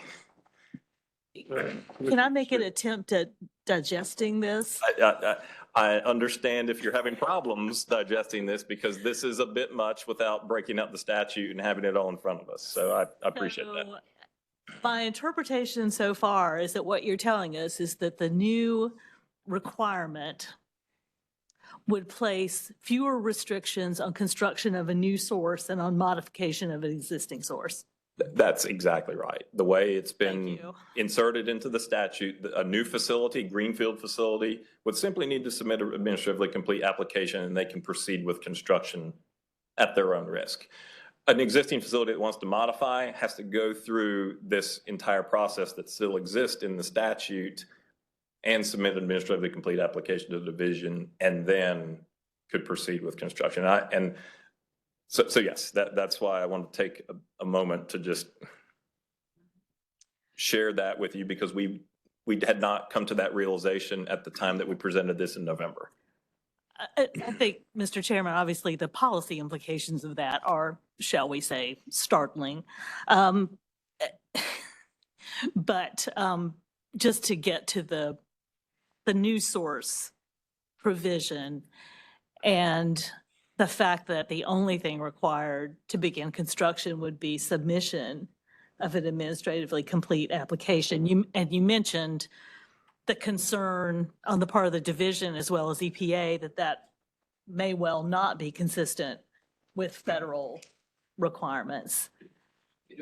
And I guess we'll have to see how that plays out. But so my question about that would be, one of the risks here, obviously, is that an applicant would invest a lot of time and energy in construction of a source that in the end cannot be permitted as it was constructed.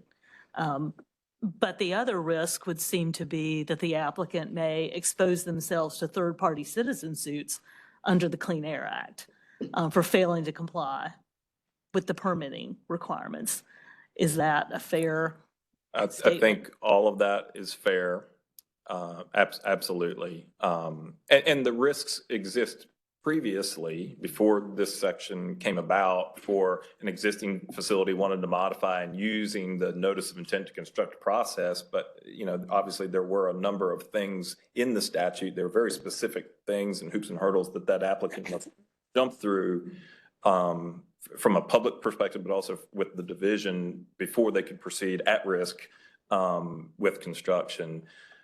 So that risk existed previously for the existing facilities, but yes. So again, we just wanted to share with you the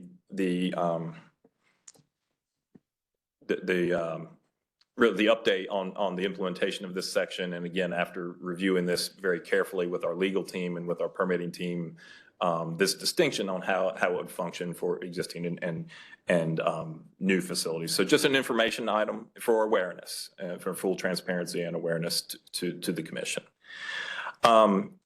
That concludes my couple of slides, but I'll ask Deputy Director Hartsfield to come up and give us a quick update on the air permit bonus pilot program portion of the statute.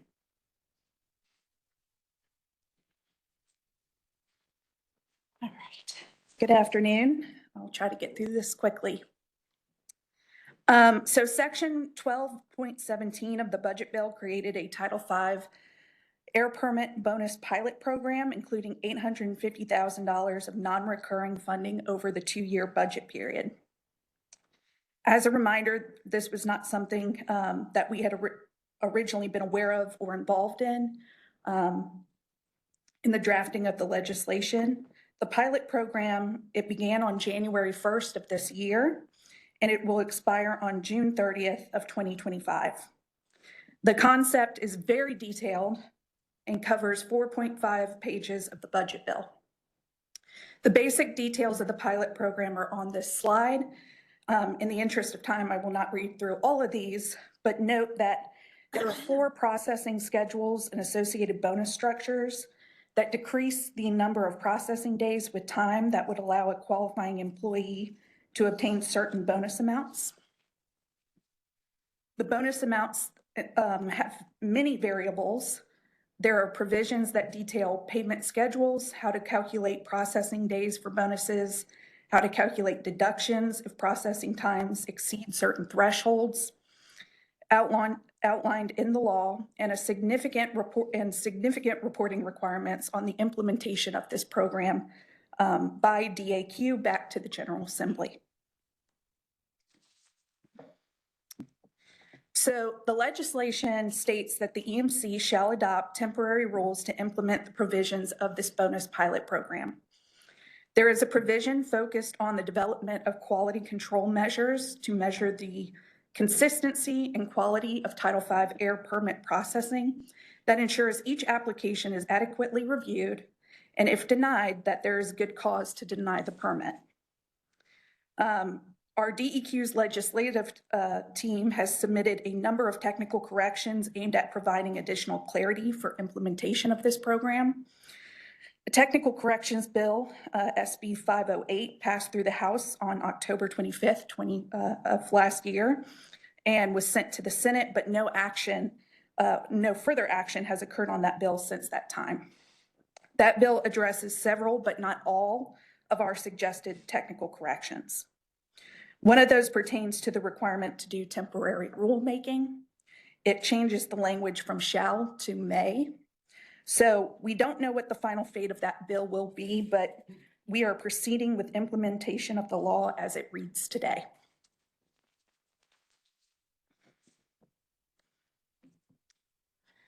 All right, for our implementation plan, several meetings have occurred with our legal counsel to help interpret this legislation. Several of the sections did not align with our current permitting procedures. As an example, for new Title V permits and major modifications, we have a 2-step permitting process. The first step follows procedures in our 2Q300 rules, and the second step follows procedures in our 2Q500 rules, including an EPA 45-day review period. We are interpreting that first step permits are not bonus eligible, but second step permits are bonus eligible. We are also interpreting that renewed permits can be considered as new Title V air permits, therefore making them bonus eligible. Meetings have also occurred with the central office and regional office permitting staff to help explain the bonus pilot program and to make sure it is implemented fairly and consistently across our offices. In these meetings, we have decided on certain changes to our internal procedures and processes for Title V permitting. We are having to deviate from our source sector subject matter expert approach. As an example, we used to have one staff member who reviewed and wrote all Title V general permits for air curtain incinerators. To provide a fair opportunity, though, for bonus eligibility across all of our permit writers, we will now share these types of applications across all qualifying employees. Here's another example of changes to our procedures. Assignment of bonus eligible Title V permit applications to review engineers, which used to be done by administrative staff, will now occur at the section chief or regional supervisor level. So we've had to develop some spreadsheets to track permit application assignment to try to make bonus earning potential fair amongst the qualifying employees. This may seem like an easy thing to do, but the legislative text makes it a little difficult since bonus amounts are subject to many variables. Some of these variables include 4 different processing schedules based on when administratively complete applications were received, 4 different permit application categories, 4 different qualifying employee types, 3 different percentages, 100%, 50%, and 25% of bonus amounts based on the number of total processing days, and 3 different complexity factors based on the number of federal programs that the issued permit includes. We are also maintaining spreadsheets to track issued permits that result in bonus payouts or that result in bonus deductions due to long processing times. So again, bonus deductions are subject to many of those same variables that I just listed.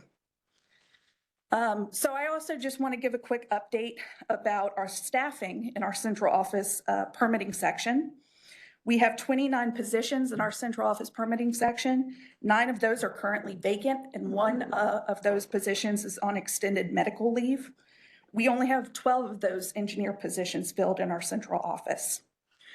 We have 214 permit applications in-house today. 108 of those are bonus eligible. We're having to have some of our supervisors actually work on as review engineers on our permits. And we are now also going to start having the regional offices help with a review of some of our renewals based on our current staffing levels. All right, that is it. And happy to take any questions. Yes. I was wondering, in your discussions with legal staff, are there any conflicts with the State Personnel Act? We are looking into those as well. Good question. We have several HR concerns as well. I appreciate that you have many hurdles to deal with. Sorry. Your folks can get a Did you ever see? get a raise. But this seems like a very extraordinarily challenging way to have to do it. Yes, I would agree with that. We are definitely in favor of our permitting staff getting bonuses, but just it's the implementation part of this that is a little complex. Sounds like, thank you. Commissioner Smith. This may be a question for Mr. Abrazinskis, but is the idea of paying bonuses based on, and this is a federal permit program, based solely on the factor of timing consistent with federal rules? And I'll just add to that, it raises significant ethical questions, which is one of the reasons the statute itself presumably included something about quality control measures, which we haven't even talked about. But it's really, in my mind, ethically problematic to create a bonus system that is based solely on issuance of permits within an expedited time frame.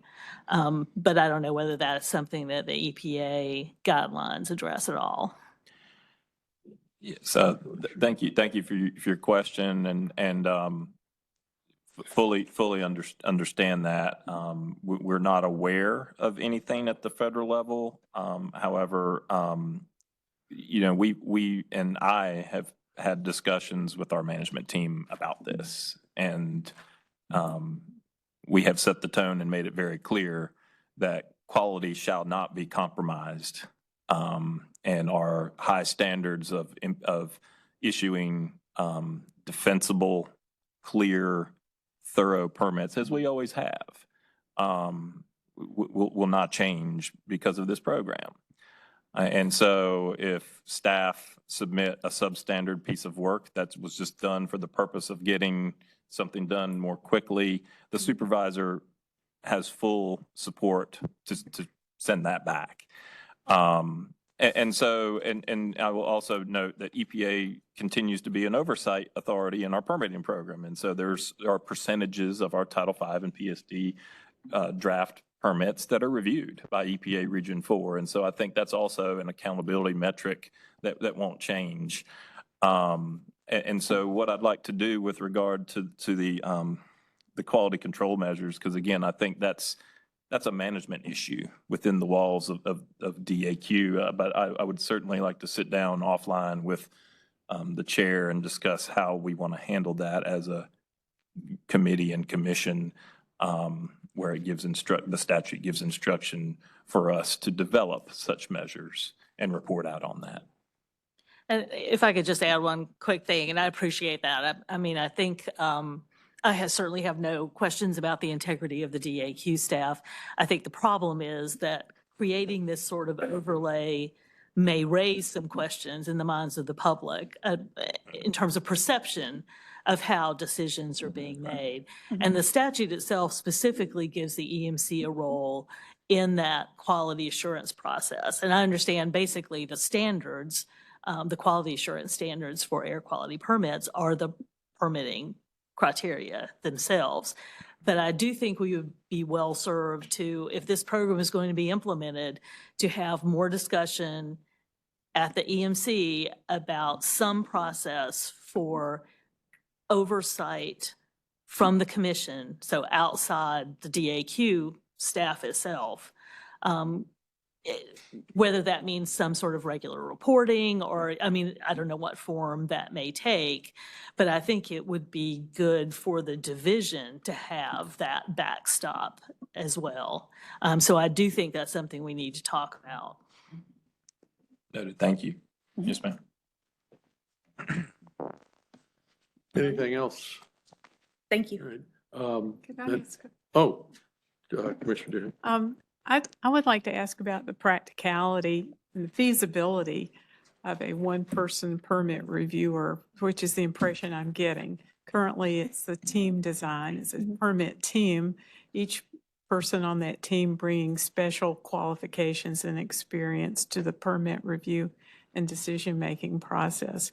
Whereas now with this bonus system, it appears to be one person reviewer, one bonus awarded.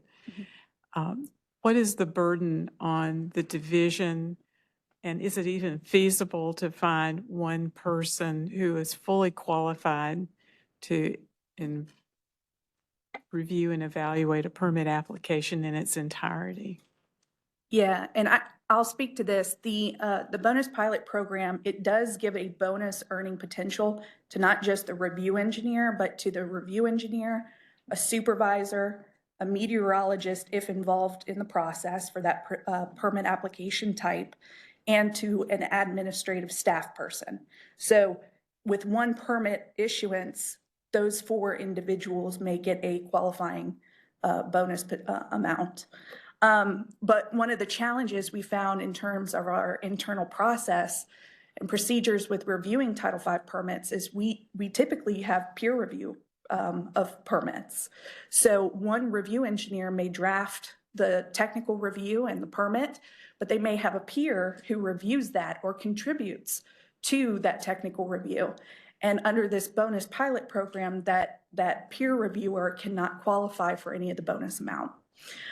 There is a part of the bonus legislation that talks about appropriating a percentage amongst qualifying employees, but that is only applicable in the instance of when a permit application's been reassigned due to a permit engineer either leaving the division, going out on an extended medical leave, or some other similar scenario. So that's the only time in which we can appropriate the bonus percentage across 2 different employees of the same type. Well, the other individuals you mentioned on the team that would be allowed appear to be more administrative and not technical. But I would think that with any permit review of a complex $1 million, $1 billion facility, it's going to take more than one person. It's going to take a person who can contribute their knowledge and expertise on air pollution control technology, but then it's also going to take a person knowledgeable in the industry itself and how the emission sources are designed and operated. So it takes more than just one person, I think, to fill this bill.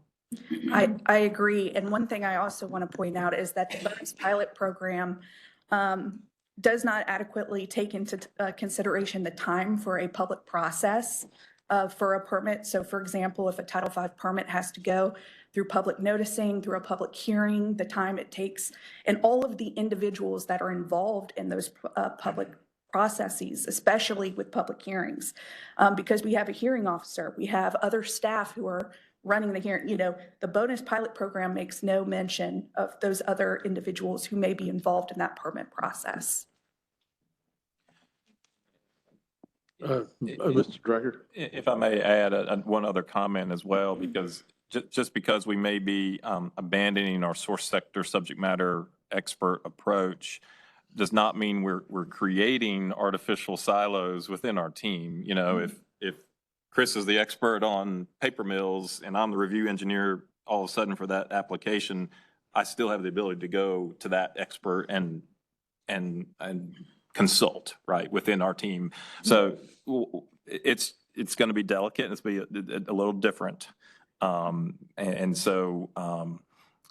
we aren't creating silos where staff can't contribute to one another and help each other out, because and that's what's especially important is, you know, what we're finding ourselves with our vacancies, we're hiring more and more younger professionals that have you know, some experience to gain, right? And so we need them to have a buddy and have a buddy system from a lot of our senior engineers and from our folks with a lot of experience. And so that's going to have to continue in a way that's most functional for the business needs, right? And so I just wanted to add that to the conversation. But those buddies don't qualify for the bonus. That's correct. You are correct. I mean, I do think that sort of highlights one of the real challenges here, which is the incentives are all running in the direction of making the permit review in some ways less effective than it is now, and also adding another layer of bureaucratic record keeping just to deal with the personnel side of it, which is unfortunate. I don't know how this is going to play out. Well, all right, then I'm going to turn to Director Abrazinskis for any closing comments he wants to make. Thank you, Mr. Chairman. Thank you to the staff for great efforts on all the presentations today. And thank you all for being patient with us and working through a lot of material today. I have nothing further to add. I'll save the remaining remarks for tomorrow. Thank you. Well, thank you. And with that, I'm going to declare this meeting adjourned and point out that I think it's water quality starts at 1:30. And importantly, there's some lunch back here for the commissioners. And even for council.